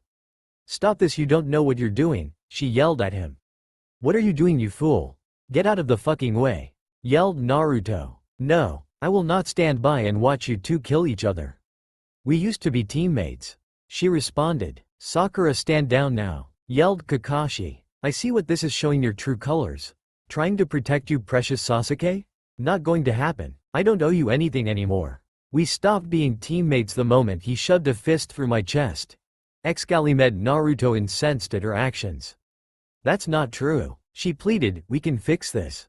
It can go back to the way it was before, yelled Sakura. Naruto tilted his head back and stared down at her with an insane gleam in his eye. He lifted his hand and a giant ball of fire formed in front of it. It can never go back, you fool. I'll never allow it to happen. Stand aside or I will forcefully remove you from your fantasy world, declared Naruto. Naruto and Sakura, stop this right now, yelled Yamato. You're even more like me than I thought, Naruto. Move, you stupid girl, before we make you, stated Sasuke. Now you'll have to go through me, declared Sakura, not budging. That's perfectly fine by me. I'm sure we can affix in the mission report how you protected a traitor from being eliminated and we had to take you out, bellowed Naruto. Sakura, move out of the way now. That is an order. You gave it a shot, but this will not be resolved peacefully, commanded Kakashi. Her resolve finally faltered and she moved away back towards Kakashi, Yamato, and Sai. Now that the weak trash has been disposed of, it only leaves the idiot trash. You will not leave here alive, Naruto, stated Sasuke. That's good to hear, Sasuke, now the table has been set. So let us begin, exclaimed Naruto. Suddenly Sasuke appeared right next to Naruto, Sharingan spinning. I've already started. Sasuke began to swing his blade around to stab Naruto, only for his wrist to be grabbed by Naruto, halting his attack. He then attempted to gain some separation. Chidori Nagashi. The electricity sparked around his entire body, however Naruto remained in place. Nice move, but it's nothing compared to my Karyu no Manto, stated Naruto. A flame aura had surrounded Naruto's body and Sasuke noticed his arm was being burned where Naruto was grabbing him. Naruto then made his move. Karyu no Tekken. He yelled while punching him in the gut, forcing Sasuke to double over in pain. Karyu no Kakitsume. He followed with a kick that sent Sasuke skidding backwards along the ground. What the hell, why couldn't I anticipate his movements, thought Sasuke. I bet you're wondering why you can't predict my movements? My Karyu no Manto not only protects me from attacks, it also blocks that precognitive ability of your Sharingan. Those monkey eyes are nothing in front of me, declared Naruto as he charged Sasuke, meeting him head-on in an exchange of punches and kicks. Sasuke soon found that the electricity surrounding his body seemed to cause no damage to his opponent, while he felt the burns from every hit Naruto tacked on.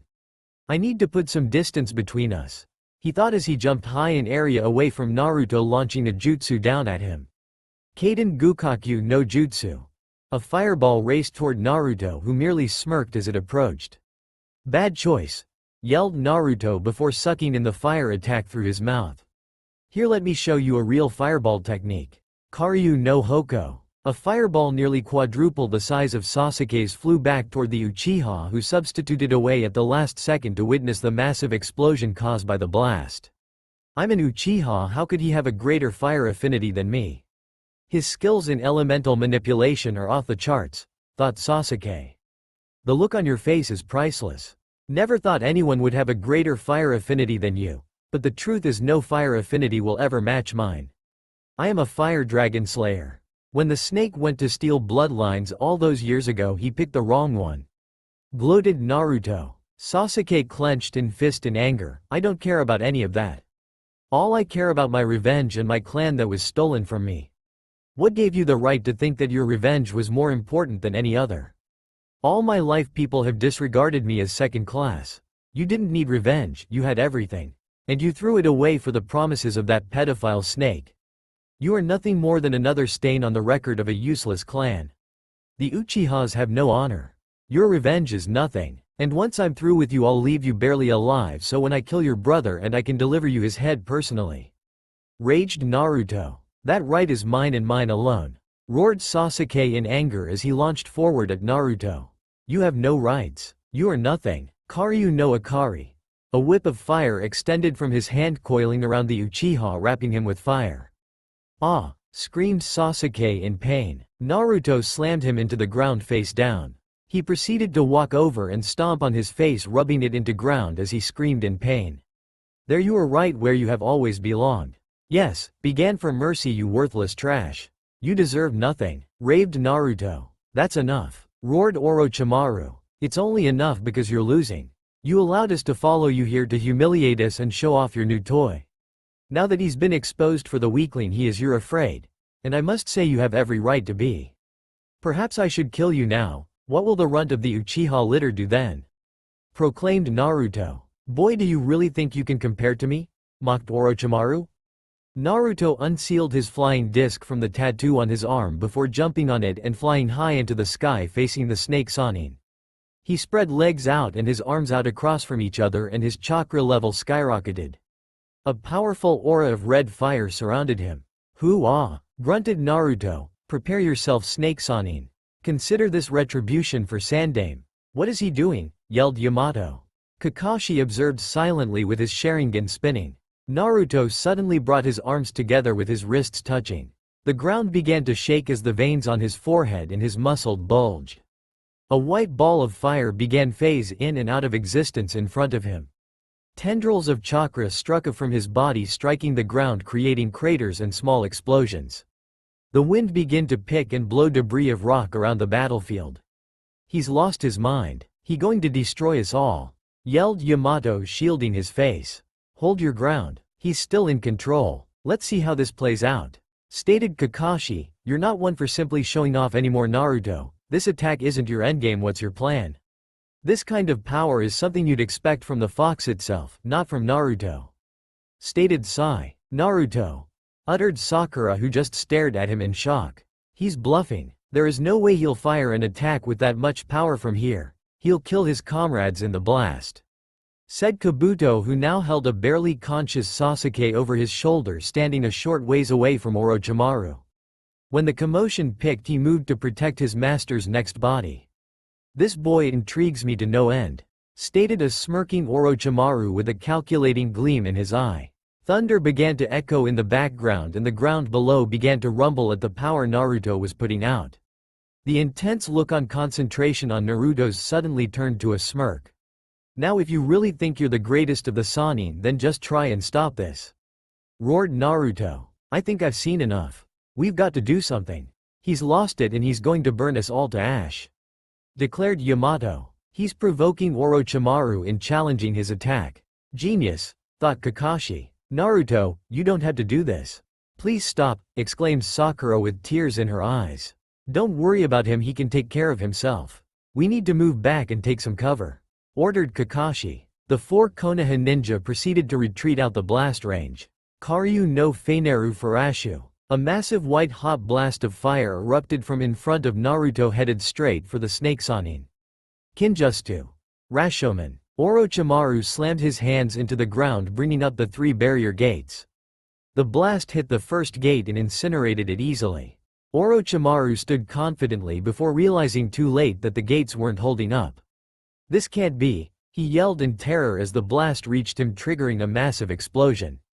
As the dust and smoke cleared the area, a heavily breathing Naruto observed his handiwork. How do you like that one? He actually broke through all three gates. Impossible. Look at what you've done to me, screamed Orochimaru in pain. His body was covered in burns and charred black in most places. His left arm had been burned off into a stump just below the shoulder. He was also missing a chunk from the right side of his torso. Anyone up for barbecued snake? Ha ha ha, cackled Naruto. I'll get you for this humiliation, boy.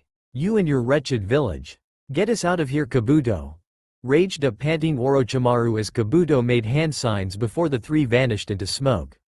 An exhausted Naruto lowered himself to the ground, amusement and satisfaction plastered all over his face. I don't believe what I just saw.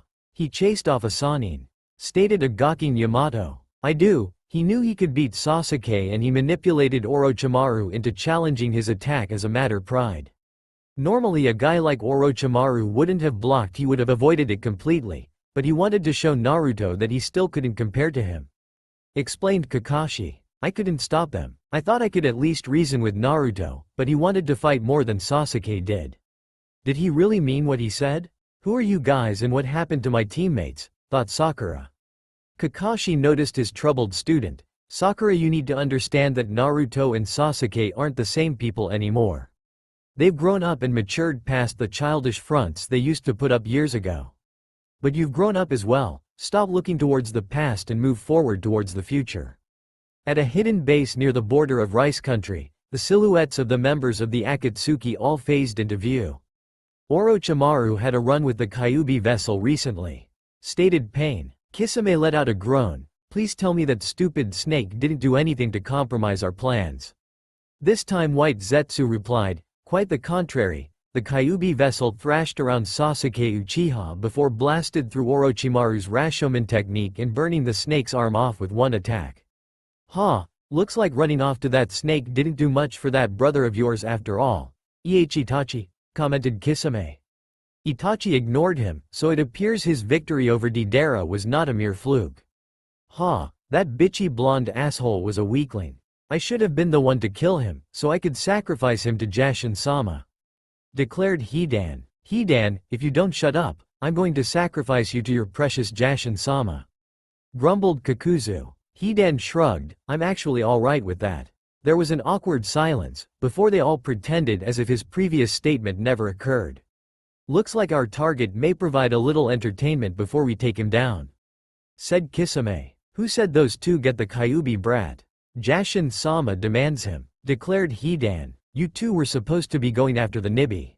Reminded out Kisame. The info we got on her location was a bad lead. She wasn't anywhere near there. Informed Kakuzu. Pain frowned. Then I guess we need to replace our spies in Kumo. Conan, that's your new assignment.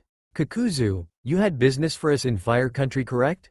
Yeah, there's an easy lucrative target we can grab. He replied. Then after you're done with that, move on to the Kyuubi vessel since you're in the vicinity. I want him captured before he becomes even more of an annoyance. Itachi and Kisame, you two head to Water Country after the Sanbi. Ordered Pain. Ah, man, Kyuubi brat sounded like fun. Groaned Kisame. The Sanbi is currently unsealed. Informed Pain. Kisami's grin was back, and trip back to my hometown could be fun. Deep within the underground of Konoha, the leader of Anbune sat pensively as his subordinate gave him a thorough description of his previous mission with a pair of other NA members dictating the oral report word for word. Danzo showed no emotion throughout the entire report, analyzing everything internally until Sai finished. The normally emotionless subordinates were somewhat surprised with his response, to say the least. The handling of the son of the Yondaime Hokage had always been a sore spot for their leader, feeling his rival was squandering a great resource by allowing the boy to come up as he did. It appears I have misread the Namikaze boy.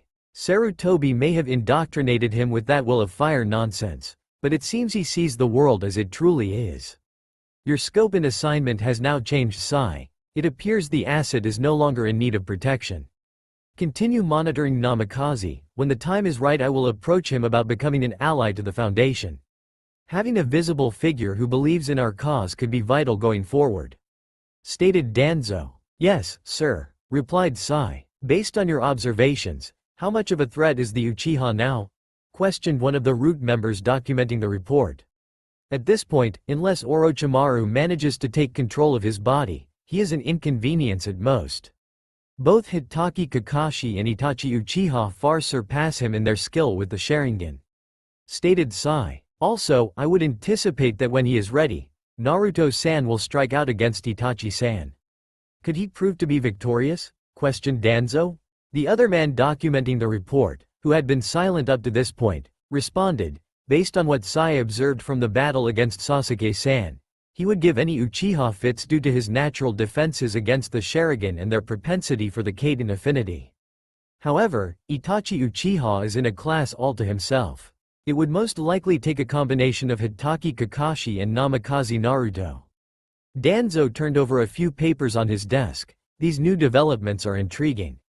Allowing things to continue on their current path will call for some adjustments to my current plans.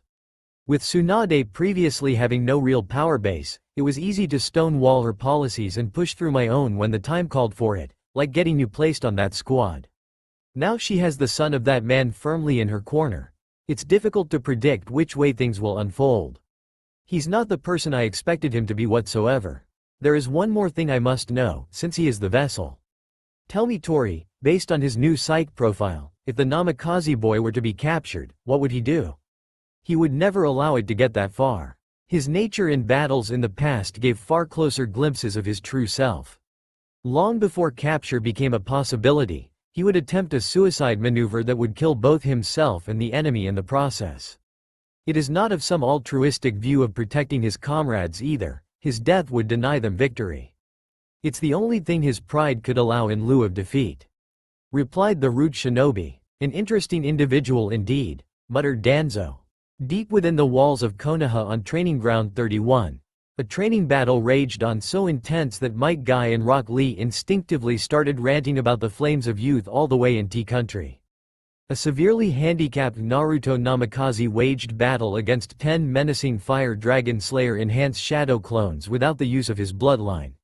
Sweat poured down his forehead as Naruto leaned back to dodge the fire-covered fist of his clone before bringing his forearm up to lock the leg of another. Special seals crafted by the Toad Sage covered the shirtless blonde's upper body while massive weights were strapped to each limb. Every movement required the maximum amount of concentration, energy, and willpower the young blonde warrior possessed. As a third clone launched a fireball at him, Naruto expertly spun and deflected the attack into another clone, dispelling it. And I thought Guy was the only person this insane in his personal training.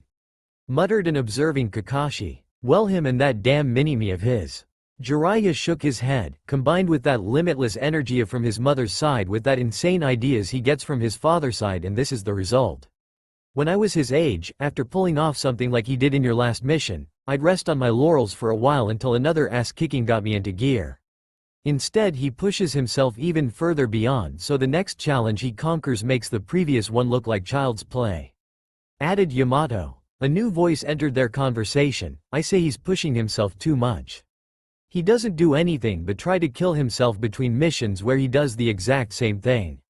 He's going to burn himself out eventually. The trio turned to see Tsunade approaching them accompanied by Ino, who was holding a stack of hospital files. Jiraiya rolled his eyes at her. You think this is him pushing himself? This is just the warm-up.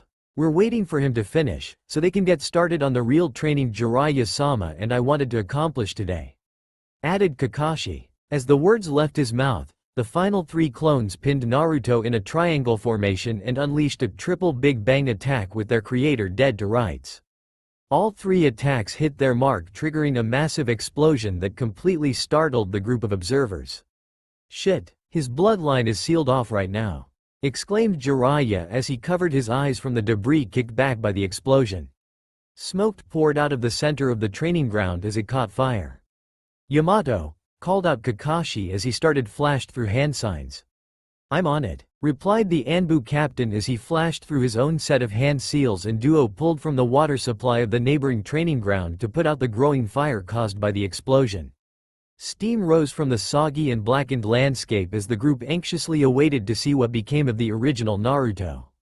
A rumbling sound from beneath the ground in front of them put them on alert, as the rocks and soil gave way to a figure shrouded in blue lightning. He shot forth from underground, high up in the air above the training ground.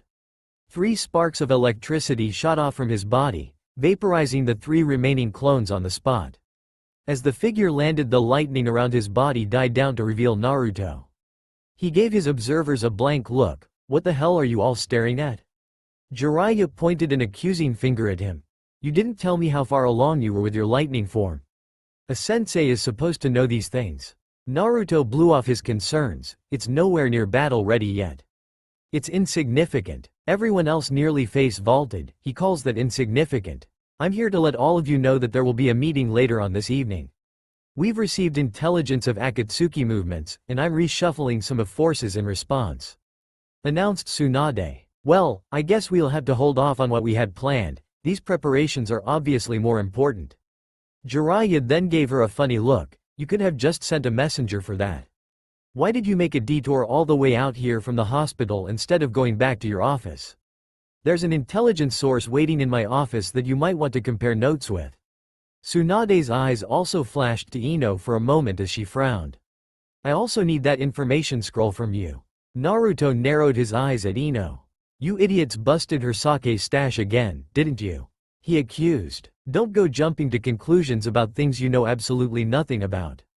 Snapped Ino. Kakashi shook his head. Looks like he hit the nail right on the head.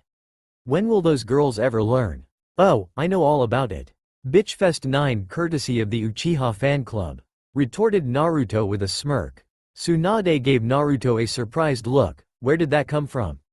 Ino shook off the barb easily. Well, excuse me Mr. Blow It Up, first ask questions later. Of course a Neanderthal like you would assume that everything needs to be resolved with your fists.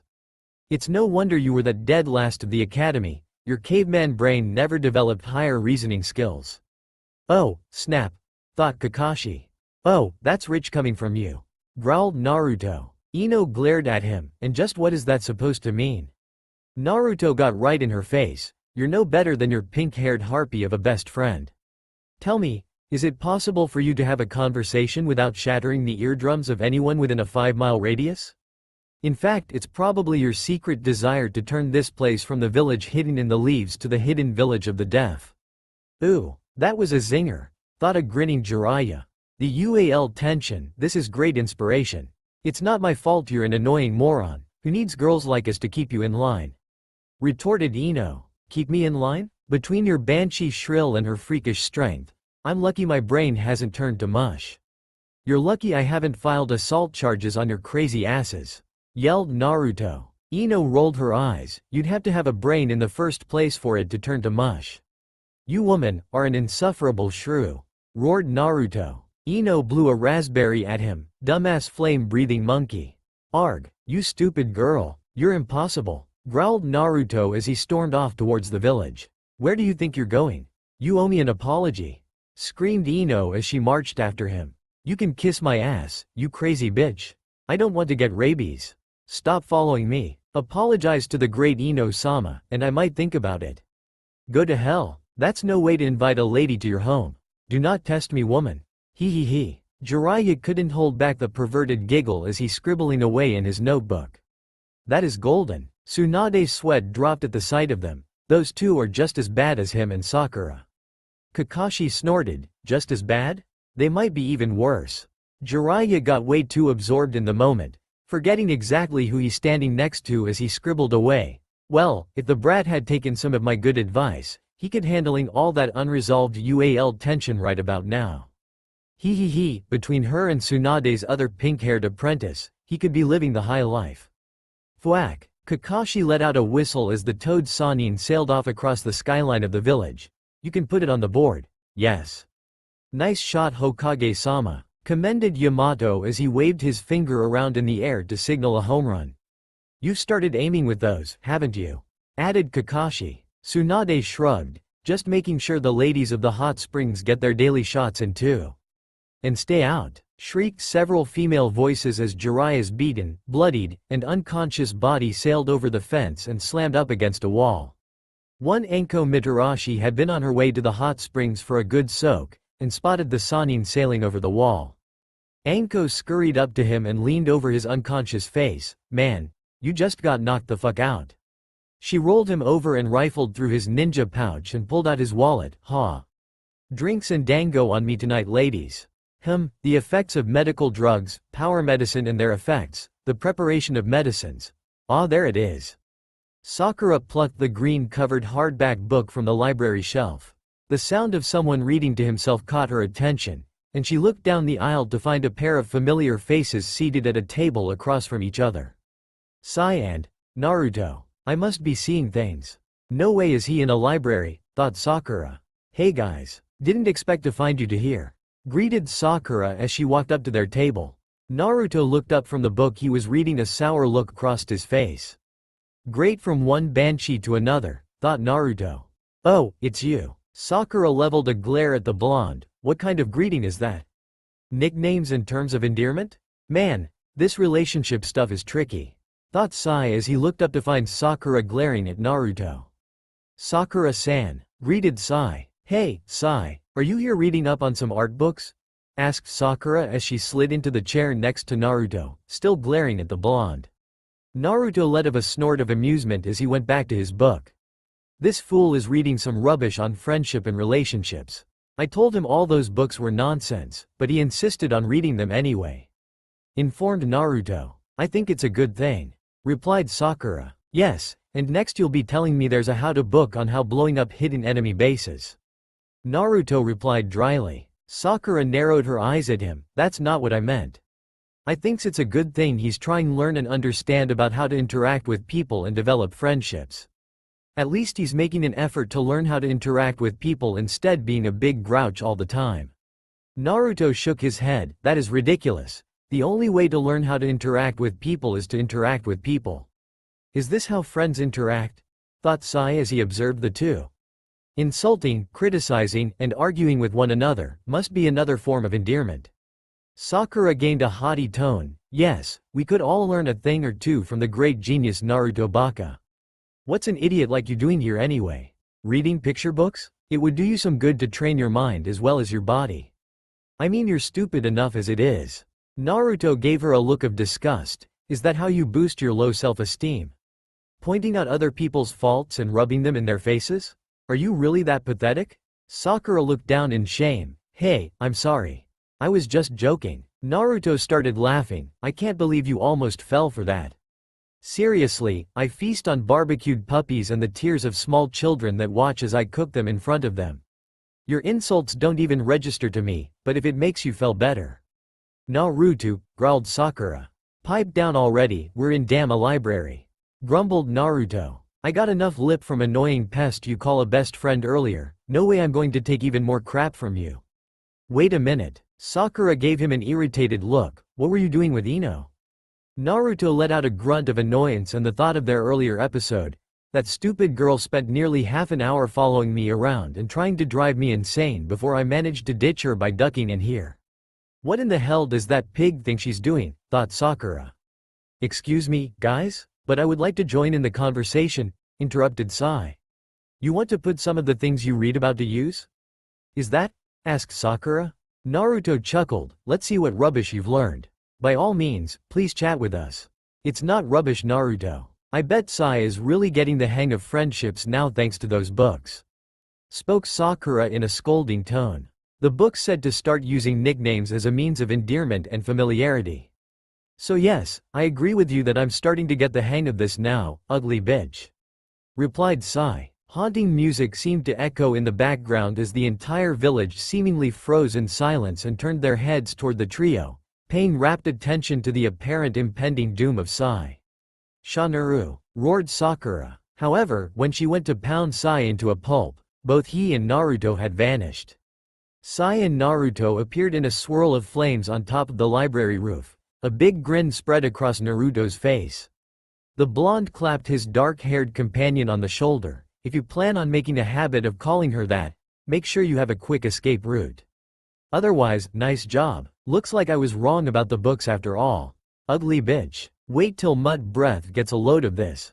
As Naruto took off across the rooftops, Sai pulled a notepad from out of nowhere and started jotting a few things down. Some companions enjoy new nicknames, while others may try to kill you for them. Sai Baka, get out here and take your punishment like a man. Especially female friends. Sometime later Naruto found himself seated in front of the Nara compound, engaging in a game of shogi with Kakashi as Shikamaru and Asuma did the same right next to them. So what's this big meeting later supposed to be about? Asked Asuma as he moved his rook. Shikamaru entered a thinking position as he half listened to the conversation and half plotted his next moves. Akatsuki is on the move, answered Kakashi as Naruto made a move and captured one of his pawns. Tsunade-sama feels it's time to start making some more direct moves in opposition to them. About time if you ask me, responded Asuma. We should have been taking steps to nip a group like this in the bud a long time ago.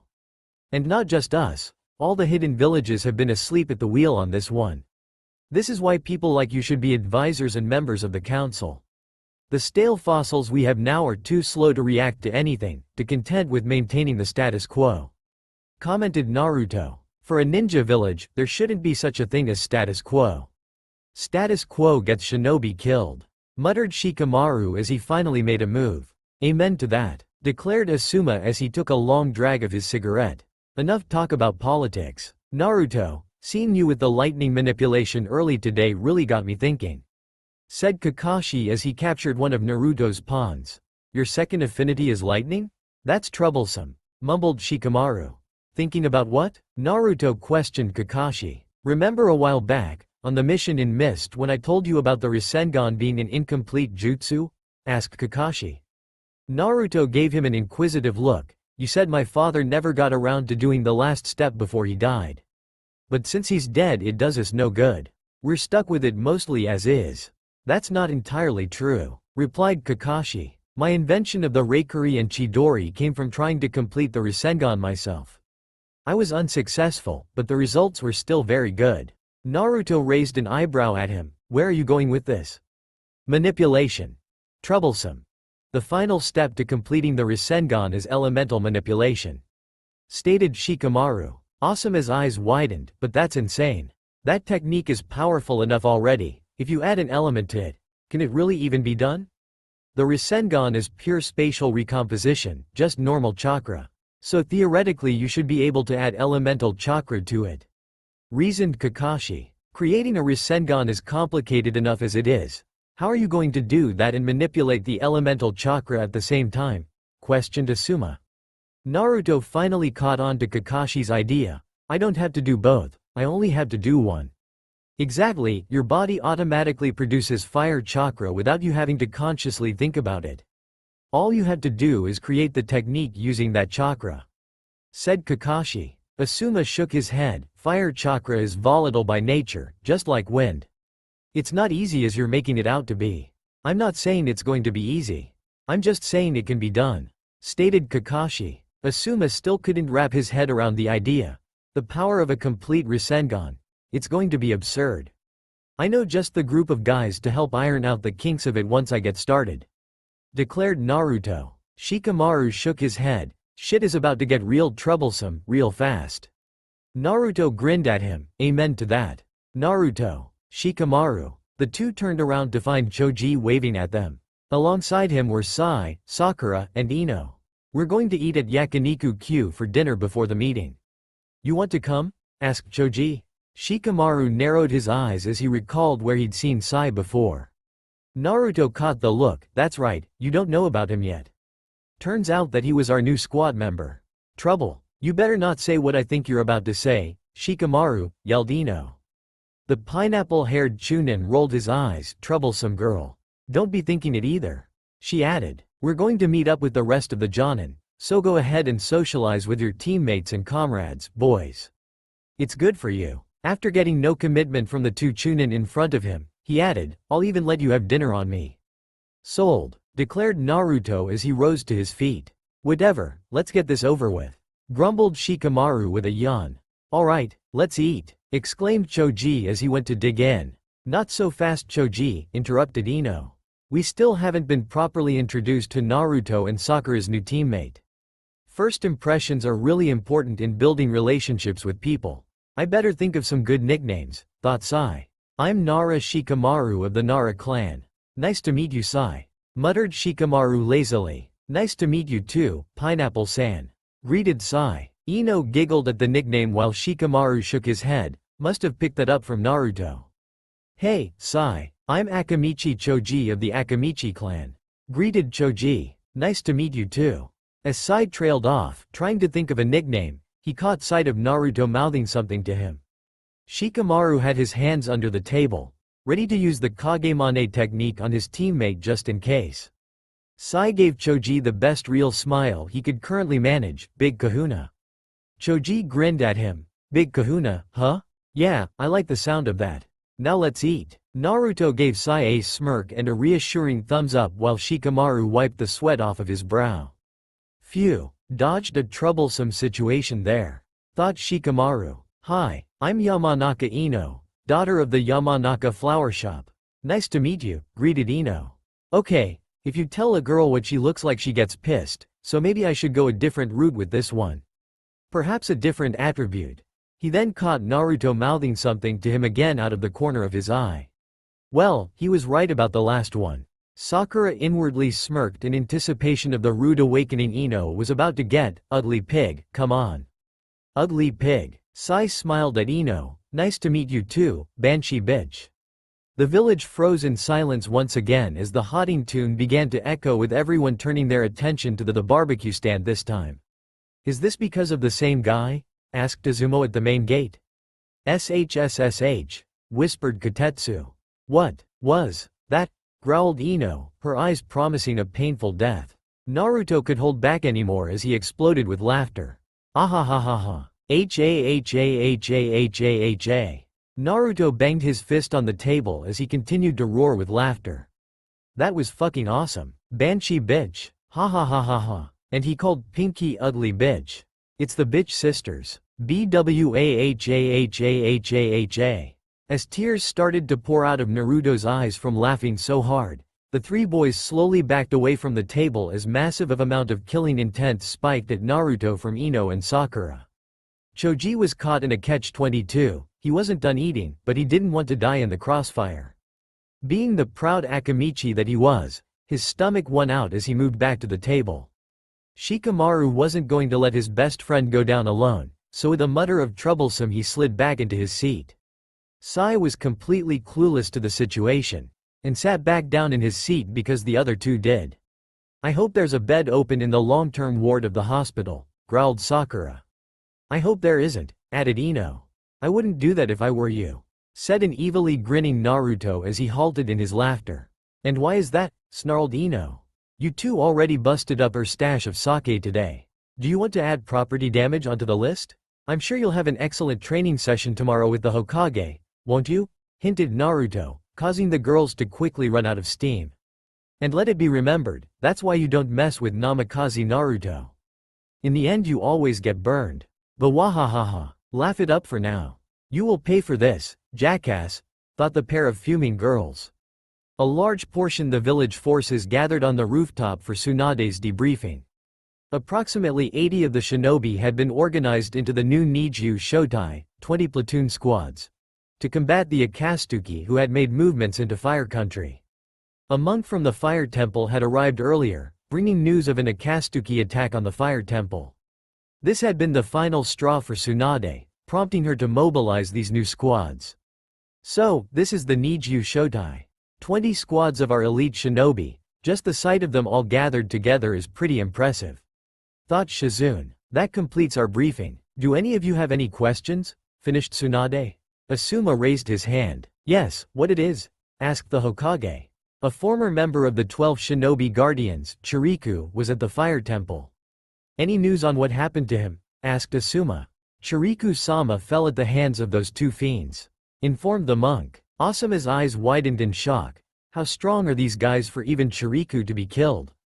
I want to find out every single detail about these Akatsuki. Their plans, their membership, their previous actions, their bases, where they eat, where they sleep, even who the hell they sat behind in the academy. If capture is not an option, destroy them. They do not leave the Fire Country, period.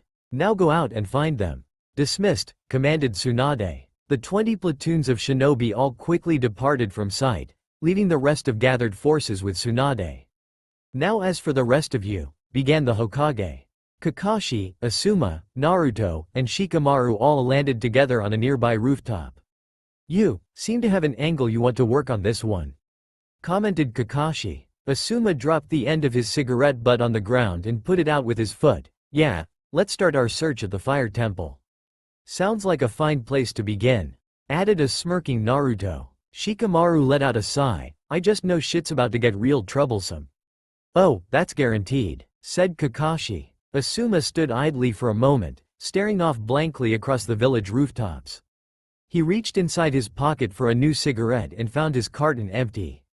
The dark-haired ninja let out a grunt of annoyance as he tossed it away. It's a sticky job, but somebody's got to do it. Naruto rolled his eyes in annoyance. Will you hurry up and say goodbye to your woman, so he can leave already? A light blush spread across Asuma's face as he turned away from his three comrades. I have no idea what you're talking about. Naruto let out a chuckle. You can't fool my nose. Your scent is also coming from that apartment building about 4 blocks over. Plus, Kurenai just walked out onto the veranda, added Kakashi, ready for travel with his nose already stuck in an Icha-Icha book. Asuma refused to give in, even though they had pegged him dead on. You guys are speaking nonsense. Shikamaru gave his sensei a funny look before shaking his head and muttering, too damn troublesome. So that's how it's gonna be. Fine. Naruto gave a slight nod towards Kakashi. Hey Kurenai, don't worry, we'll bring Asuma back home after we're done playing, yelled Kakashi. A slightly shocked Kurenai suddenly looked up from the laundry she was hanging up, spotting the silver-haired Jonin waving at her. Kurenai waved back, be careful out there. All of you. Bye, honey, replied Asuma as he waved back, unable to hold back blushing any longer. A moment of silence for our venerable leader, said Naruto as the he, Shikamaru, and Kakashi mimicked the sound of a whip cracking. You guys are just jealous, grumbled Asuma as they departed towards the gate. Kakashi grinned at him. Then good sir, do tell, what is hiding under those magnificent wrappings? Asuma snorted, dream on. Naruto snorted, wrong thing to say to a guy with an Icha-Icha addiction. After a couple days' travel, the 4-man squad arrived at the Fire Temple. The Akatsuki attack had completely wrecked the temple. The monks were just now finishing up gathering the bodies of their deceased brethren from the wreckage. I'm sorry to say that Chiriku-sama is the only body we haven't been able to locate, Sarutobi Dono, informed one of the monks. One of the Moes of the Akatsuki is cashing in on high-paying bounties, stated Kakashi. You're right on the money, replied Naruto as he flipped to Chiriku's page in the bingo book. That monk just got a massive upgrade in the bingo book. Someone put a bounty of 30 million on his head. That means they're probably at the exchange point right now," stated Shikamaru. "Naruto," began Kakashi, only for the blonde to cut him off. "Yeah, I'm on it," grunted Naruto as he flipped to another page the bingo book.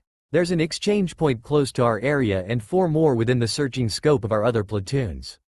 "Good, I'll send word to the teams in those areas to check them out," stated Kakashi, pulling out a piece of paper and walking towards the messenger birds. "Alright, once that's done, we'll move out," ordered Asuma. Naruto glanced over to one of the monks and gave him a feral grin. "You guys might want to say a few prayers. Before the day is over, we going to have some blood on our hands." "Speak for yourself," muttered Shikamaru. It took Kakashi only a few more minutes to send out the messages. The other squads should be on their exchange points not too long after we reach ours. "Thank you for your assistance," Asuma said to the monks as they turned to leave. An elder monk caught sight of the sash hanging out the bottom of Asuma's flak jacket, that waistband. "You were once a member of the 12 ninja guardians like Shiriku. You have a bounty on your head as well, Sarutobi Dono. Please be careful." Shikamaru raised an eyebrow at this, not knowing of this information previously. Asuma waved off his concern with a grin. "You don't have to worry about me. My bounty is worth 5 million more than Chiriku's, it'll be a lot tougher for them to take my head." Naruto started snickering. "Only 35 million? That's kind of sad for a Jonin." Kakashi rolled his eyes. "Not all Jonin are as famous as me and no ninja period is as big of a pain in the ass as you are." 35 million is a damn good bounty, grumbled Asuma. Shikamaru let out a yawn. "Traveling with all you high bounty guys. Damn troublesome. If I get killed, I'm haunting you guys." Naruto snorted. "That's only because you'd be too damn lazy to make the effort to move on the next world. Yeah, you'd probably leech off of our shadows and watch clouds all day," added Asuma. Shikamaru grinned. "Sounds like a damn good afterlife to me." Hidan and Kakuzu made their way through the bathroom of a rundown building, the latter with the body of Chiriku draped over his back. As the Akatsuki pair moved towards the back wall, a section of the wall in between a pair of urinals slid back to reveal the hidden entrance of the bounty exchanger. A bald man with his crossed-shaped scar above his right eye and a goatee stuck his head out and welcomed them in. "Right over here." Hidan ran his hand through his hair in annoyance. "They actually hid the entrance to this place behind a urinal? You have got to be fucking kidding me." The two followed the short man inside where he led them into a wide open room that was set up like a morgue. The man opened up a wall drawer and pulled back an empty stone slab for Kakuzu to lay the body down onto. The man took a look at the 12 Guardian Ninja sash and face to confirm the kill. "This is Chiriku all right. You just keep bagging those big timers one after another, Kakuzu." "Sure," replied Kakuzu as the guy handed over a briefcase. Seeing the deal presumably done, Hidan was ready to go. "Let's get a fucking move on. This place fucking reeks." Kakuzu ignored his partner as he opened the briefcase and started going through the bills. Hidan growled in annoyance. "What the fuck, Kakuzu? I said let's go." "Hang on, I still have to count the money," replied an annoyed Kakuzu. Hidan shook his head and started walking out. "Fuck this shit. I don't know where that fucking smell is coming from, but I'm not standing in it anymore. I'll wait outside. Stankin' ass motherfuckers." Kakuzu just rolled his eyes as he continued to count the money. Kakashi led the 4-man formation with Naruto covering the rear as the squad leapt across the trees towards their destination.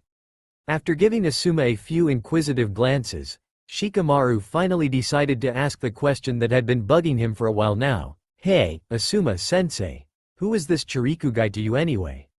Asuma raised an eyebrow at his student. "Where is this coming from? From the beginning of this mission you've been acting differently. Whenever we've been on a mission with Kakashi, you always let him take point," responded Shikamaru. "Huh, I didn't even realize that," muttered Kakashi. "Lazy bastard. Plus, you haven't even lit up once since we left the village," added Shikamaru. "I guess nothing gets past you these days," said Asuma. "The fact that it's Akatsuki already put me on notice, but the fact that they managed to kill Chiriku means this pair is definitely no joke. That's why I haven't been smoking, don't need the distraction." "You still haven't answered my question," reminded Shikamaru. "I guess you could say that me and Chiriku are similar to you and Choji," responded Asuma. "That a good enough answer for y'all?" Yeah, it explains a lot, replied Shikamaru. Heads up, men. We're almost there and it looks like we've got company, informed Kakashi. Hope to do business with you again soon, sir, said the exchanger as Kakuzu turned to leave. I'm sorry to say that you won't be seen as anytime soon. Our next target is the Jinchuriki of Konoha. Our organization wants him alive first, replied Kakuzu. That's too bad then, but if I may make one suggestion. You should probably opt for a new partner. The one you have doesn't seem to be too interested in turning a good profit. Quite frankly, he'll probably end up being bad for your business. I already know that, replied Kakuzu. The guy has zero interest in making money, but there is a reason why he's my partner. This really poked the man's curiosity. Why is he your partner then? The reason is quite simple. Every single one of my old partners is dead.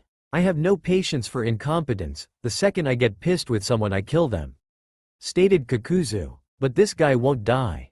I've tried before many times, but I just can't manage to kill him. It's as simple as that. A stunned look crossed the man's face as Kakuzu exited the hideout. This is some major bullshit. I was barely in that fucking dump for 5 minutes and now my clothes smell like shit, complained Hidan. Fuck. He then heard someone approaching and turned to face what he thought was his partner. About fucking time. His rant was cut off as he found the fire-enshrouded form of Naruto charging him. The gray-haired Akatsuki member quickly yanked on the metal cable hidden under his sleeve, unleashing his three-bladed scythe directly at the incoming foe. He smirked when Naruto was unable to dodge, and the scythe embedded itself in his chest, continuing flying back until it pinned him up against a wall. Too easy. Hidan's gloating was cut short as the Naruto pinned to the wall grinned before vanishing in a puff of smoke. He then caught sight of Kakashi and Asuma rapidly closing in on him from the side in his peripheral vision. He went to move, but suddenly found himself frozen place. You're finished, declared Shikamaru as Hidan finally caught sight of him sitting on the roof. Asuma ripped into his jugular and femoral arteries with his trench knives while Kakashi brutally carved up his chest with a Fuma shuriken. One down, proclaimed Asuma with a satisfied look as they leapt back to observe their handiwork. To all of their surprise, the Akatsuki ninja didn't collapse into a puddle of his own blood, but instead started cursing up a storm. What the fuck, man? I'm just sitting out here, minding my own damn business, and you sons of bitches pull this shit. This fucking hurts, assholes, cursed Hidan. I know I hit his vitals, for sure, muttered Asuma. I drove mine right through his heart, added an equally puzzled Kakashi. Just look at how much shit you fucked up with this blade. Fucking bullshit, man, yelled Hidan. He's somehow invulnerable, hypothesized Kakashi as he looked him over with the Sharingan. Now you shitheads are catching on, growled Hidan. Who the fuck are you ass wipes, anyway? He then caught a closer look at Asuma and Kakashi. Aw shit, a couple high bounty tree fuckers. Now I have to go back into that reeking shithole of a bounty station.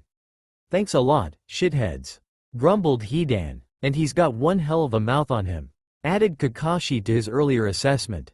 The other one should have shown himself by now, said Asuma as he scanned around. With this guy sitting out in the open, we figured we could take out one Akatsuki before dealing with the other. Ha, looks like you picked the wrong one, dumbass, taunted Hidan. Right on cue, the roof of the building exploded, revealing Kakuzu as he made a beeline for Shikamaru, his fist cocked back ready to strike. Naruto suddenly appeared in front of the other Akatsuki, covering for the Nara with a fire-enhanced fist cocked back to match Kakuzu. However, Shikamaru had already moved to retreat, breaking off his shadow possession of Hidan.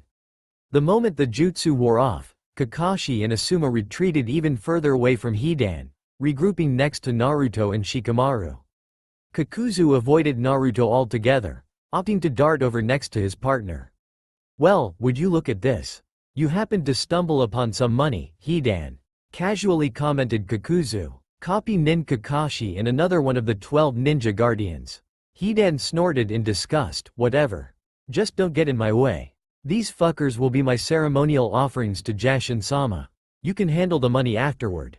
Hidan began using his foot to create a circular symbol on the ground from blood spilled by Kakashi and Asuma's attacks. Do as you wish, replied Kakuzu. Just don't let your guard down, or you might actually die. Hidan rolled his eyes at his partner. Why are you talking nonsense? I want them to kill me and they can kill me, but it's impossible, right? If it's going to be one-on-one, that's right up my alley. They don't know who I am yet, declared Naruto. Just make sure tall, dark, and ugly keeps it honest. Kakashi quickly shot that notion down. We're not going to play this one-on-one. We don't have enough information. We need proceed with caution since it appears the normal methods of killing and incapacitation will be unavailable to us.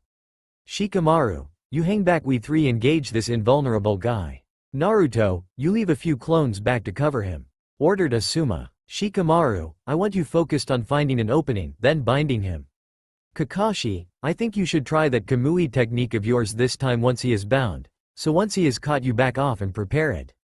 All three nodded in acceptance of his orders. Got it. Shall we kick this off with a bang, gentlemen? Suggested Kakashi.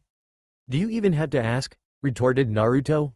Lining up all in a row, the three started off with a devastating combination technique. Karyu no Koko, Fire Dragon's Roar, Futon, Daitopa, Wind Release, Great Breakthrough, Kaden, Gokakyu no Jutsu, Fire Release, Great Fireball Technique. Well, I'll be damned, that's pretty impressive, muttered Kakuzu as he watched the three techniques merge into a massive wave of fire headed straight for his partner. Hidan growled as he flung his scythe out to the side where it embedded itself in a building wall and the metal cable retracted, pulling him out of harm's way. A barrage of shuriken from Asuma quickly forced Hidan to deflect the projectiles with the Fuma shuriken he'd previously extracted from his own body. Expanding the blades, he fired the shuriken right back at Asuma, who cut right through the weapon with his trench knives, rendering it useless. Naruto engaged the gray-haired immortal next, Hidan swiftly avoiding a right-handed haymaker. Hidan followed with an elbow to the gut that Naruto blocked, while both simultaneously struck with strong left kicks, sending each other skidding back a few feet. Hidan leapt into the air again to avoid the hands of Kakashi as he emerged from underground. He yanked on the cable to his scythe, swinging around to slice at Kakashi, but Asuma appeared in the blade's path, blocking with his trench knives. Hidan quickly rolled to the left to dodge a blast of fire courtesy of Naruto, but it only proved to be a distraction as Kakashi and another Naruto appeared in front of him, nailing him with a double punch to the chest that sent him flying. Hidan yanked on his scythe as he flew back, disengaging it from Asuma in process. The tip of the scythe raked across his forearm, but he paid no attention to the minor scratch. You're finished, declared a smirking Hidan as he came to a stop after skidding back on his feet, and darted back towards the circle symbol where he started the battle from.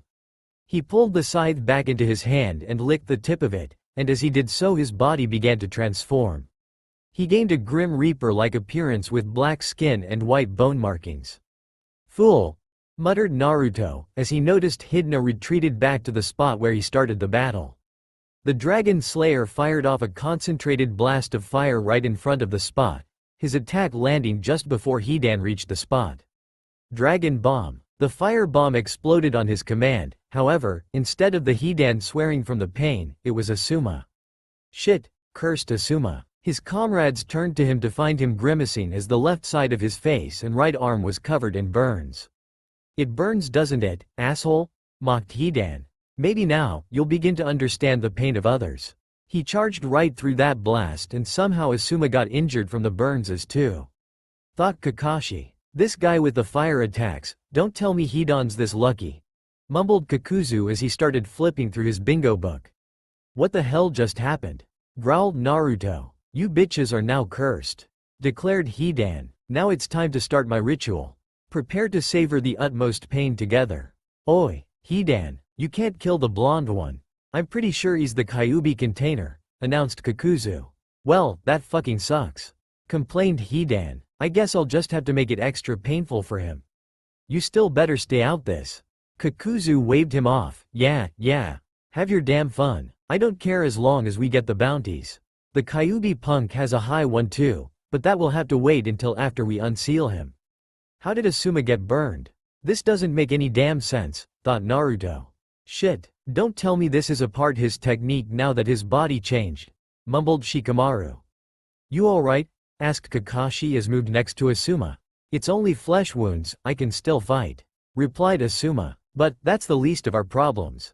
I don't know what bullshit you're trying to pull, but I'm not falling for it," yelled Naruto as he charged the immortal.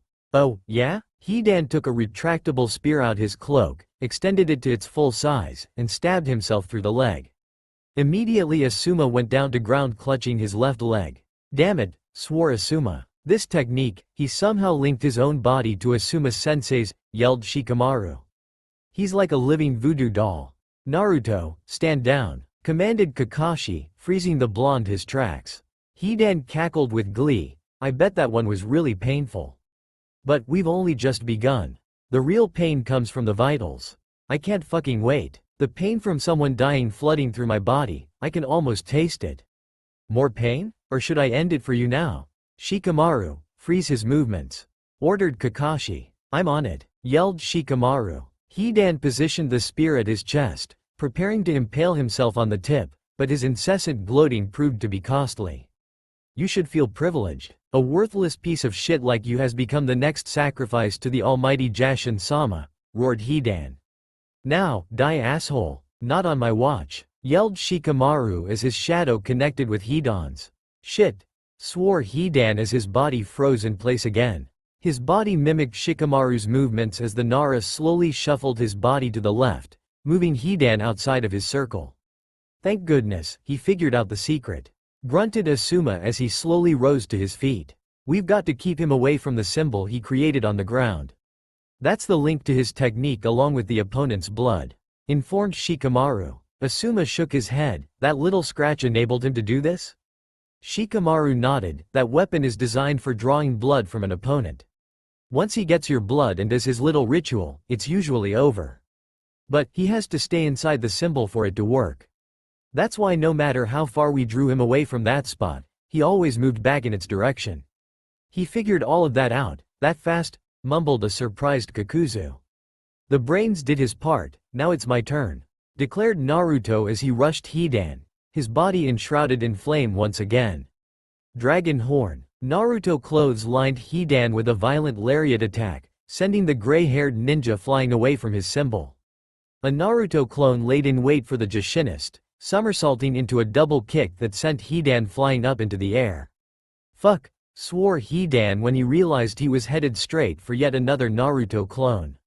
Dragon Buster. The clone sent him crashing back down into the ground with a vicious double-axe handle. Kakuzu let out a whistle. Hidan is no joke when it comes to strength in taijutsu. The Jinchuriki isn't half bad. Hidan now lay in the bottom of a sizable crater, his body facing down into the ground and his head facing back up towards the sky. "Damn, that feels a lot better. Thanks man, I had this annoying crick in the back of my neck for a while now," muttered Hidan. "I just snapped his fucking neck. What the fuck is this?" roared Naruto in frustration. "That's some weak shit is what is," mocked Hidan as he sat up and snapped his head back into place. Naruto was really starting to get pissed off. "You piece of fucking trash. I'll just take your head clean off, you fucking masochistic freak. Let's see you get up from that asshole." "Shouldn't somebody be trying to calm him down?" questioned Shikamaru. Kakashi shook his head. "He's not really angry. He's just annoyed. When he's really pissed off, well you'll know. This is so damn bizarre. It's like watching the unstoppable force meet the immovable object," commented Asuma. Hidan quickly reached his feet, his bones cracking loudly as he snapped his head back into place. "This guy likes close range, I'll keep him at a distance," thought Hidan as he unleashed his scythe at the charging Naruto. To his surprise, Naruto suddenly halted and yanked the scythe out of mid-air once and reached him, entering into a tug-of-war with Hidan. "Hey, let fucking go," snarled Hidan. "Hell no," yelled Naruto. Hidan retracted the cable in the opposite direction, sending himself flying back towards Naruto and scythe, leveling the surprised blonde with a flying kick. "Jackass, keep your hands off my damn scythe," grumbled Hidan when he then noticed the Naruto he hit vanish into a puff of smoke. "Well, shit," he muttered as two clones closed in on him from both sides. Double Dragon Horn. The two lariat attacks coming from both sides met at Hidan's neck and took his head right off his shoulders. It popped up into the air and landed on the side of his face several feet away. "And the unstoppable force wins," dryly announced Shikamaru. Asuma cringed slightly. "That was brutal. And I think he just made it up." Added Kakashi. I think I'll have his head stuffed and mounted on my wall as souvenir. Declared Naruto. Like hell you will. Yelled Hidan's head. What the fuck? Were the collective thoughts of the 4 Konoha shinobi observing the scene.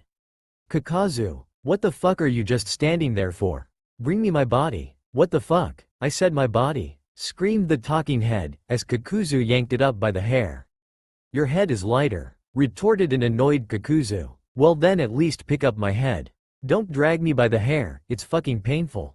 Bitched Hidan. Kakuzu rolled his eyes. You just got decapitated and you're complaining about the pain from me pulling you hair. Shut up asshole, you don't want me to get started on the pain in my neck. Shouted Hidan. That was no clean decapitation. You have got to be shitting me, muttered Naruto. Shut up the fuck up. You fucking asshole, cutting my head off like that. You don't have a fucking clue how much this hurts. This fucking painful asshole, ranted Hidan. Naruto just decapitated that guy, right? Asked Asuma. Kakashi nodded. Uh-huh. And he's still alive? Asked Asuma. Kakashi nodded again. Uh-huh.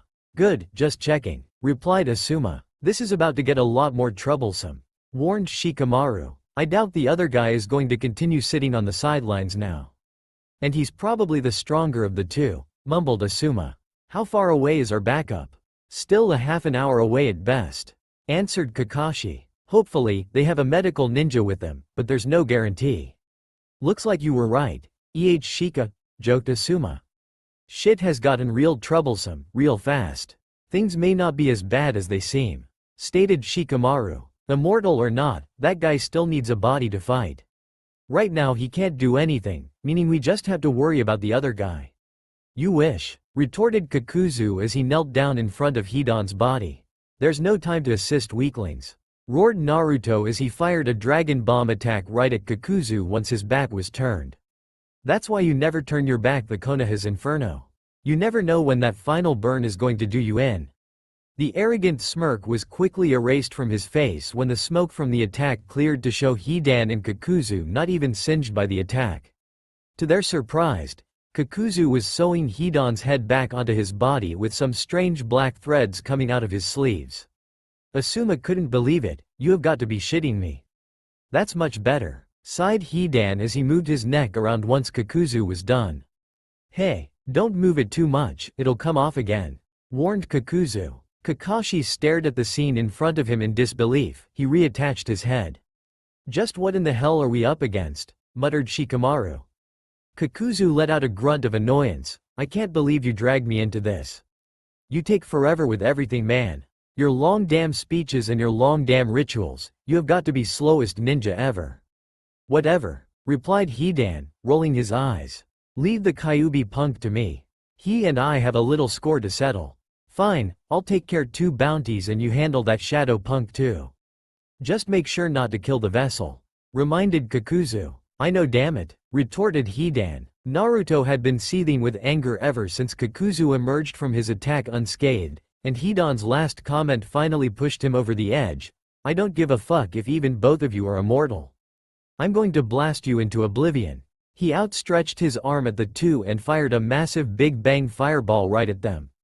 Hit the deck, yelled Kakashi as he, Shikamaru, and Asuma dove for cover. Naruto roared with laughter as he watched the aftermath of the explosion.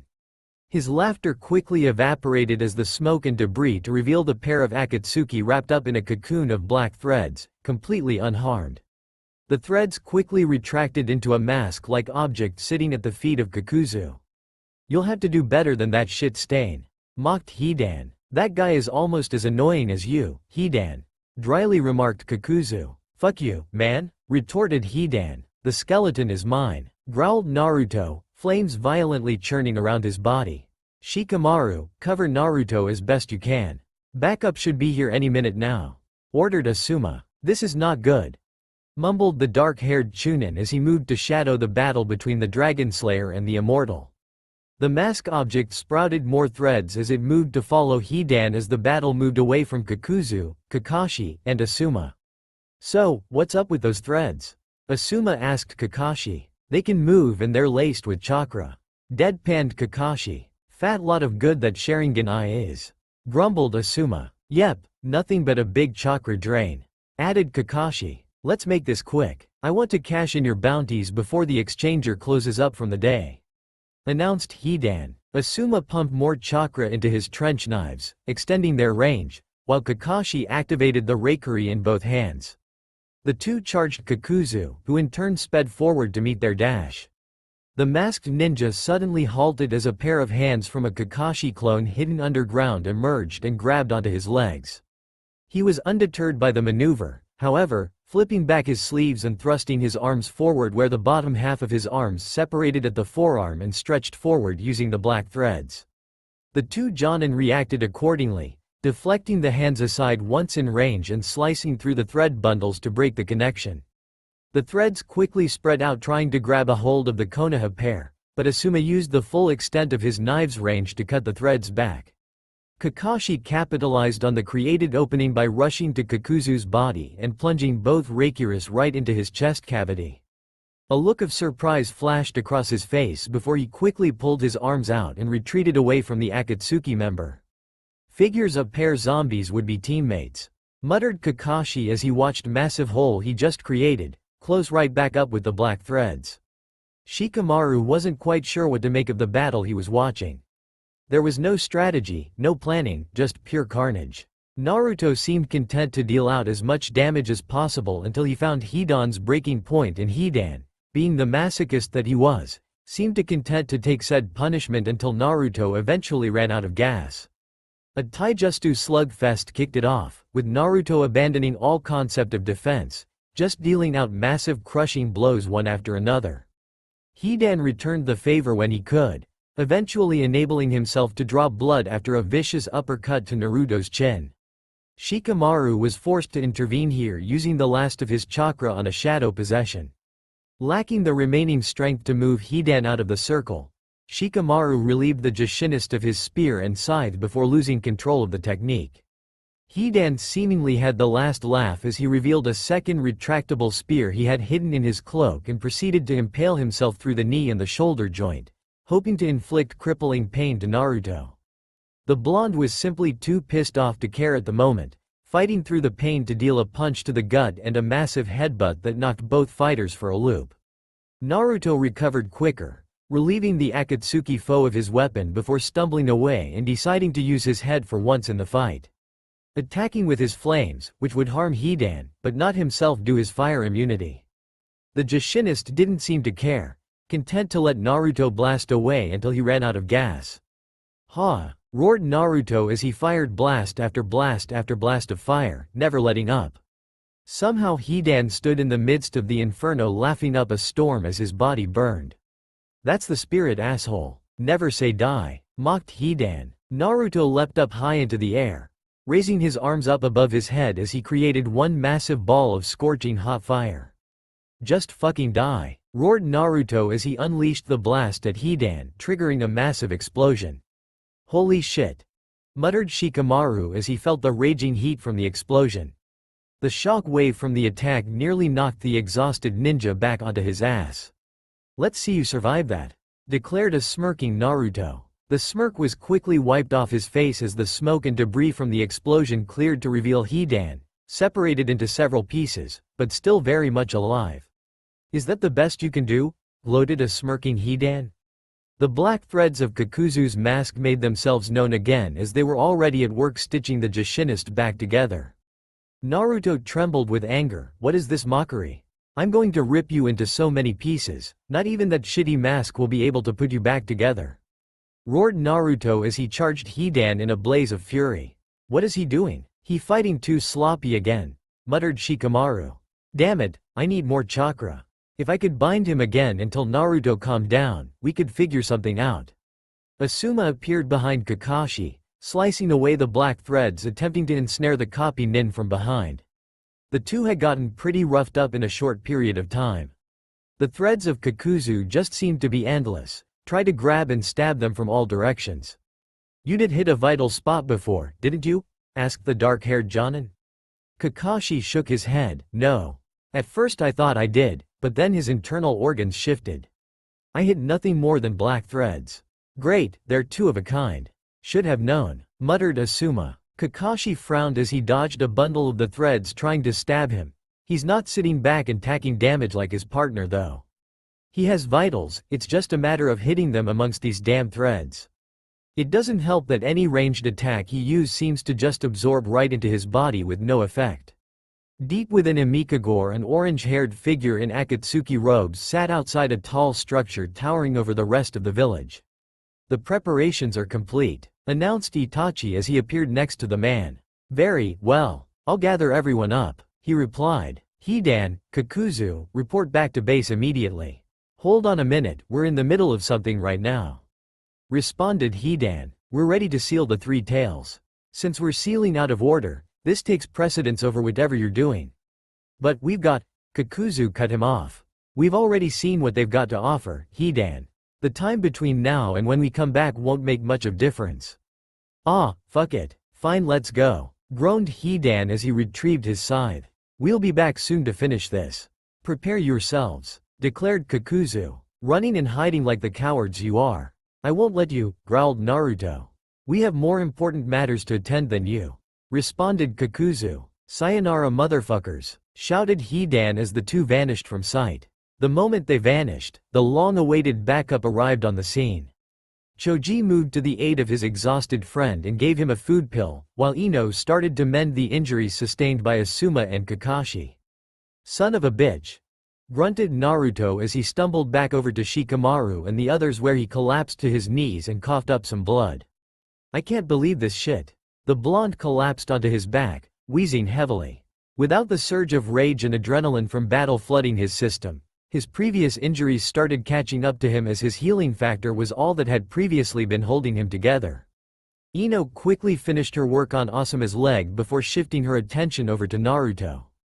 Ino shook her head as she started diagnosing Naruto's injuries. "What the hell happened to you guys?" "It was like fighting a damn zombie," wheezed Shikamaru.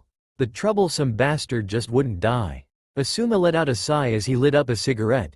"I know these guys are strong, but it's not like they were that strong. Those moves would have taken out some of the strongest opponents I can think of. What we just faced wasn't strength or skill, it was just pure insanity." "How do you kill someone who can't be killed?" pondered Kakashi. "We better come up with something quick." That's all for now. If you want to see next part, then please like this video and subscribe my channel. Thank you.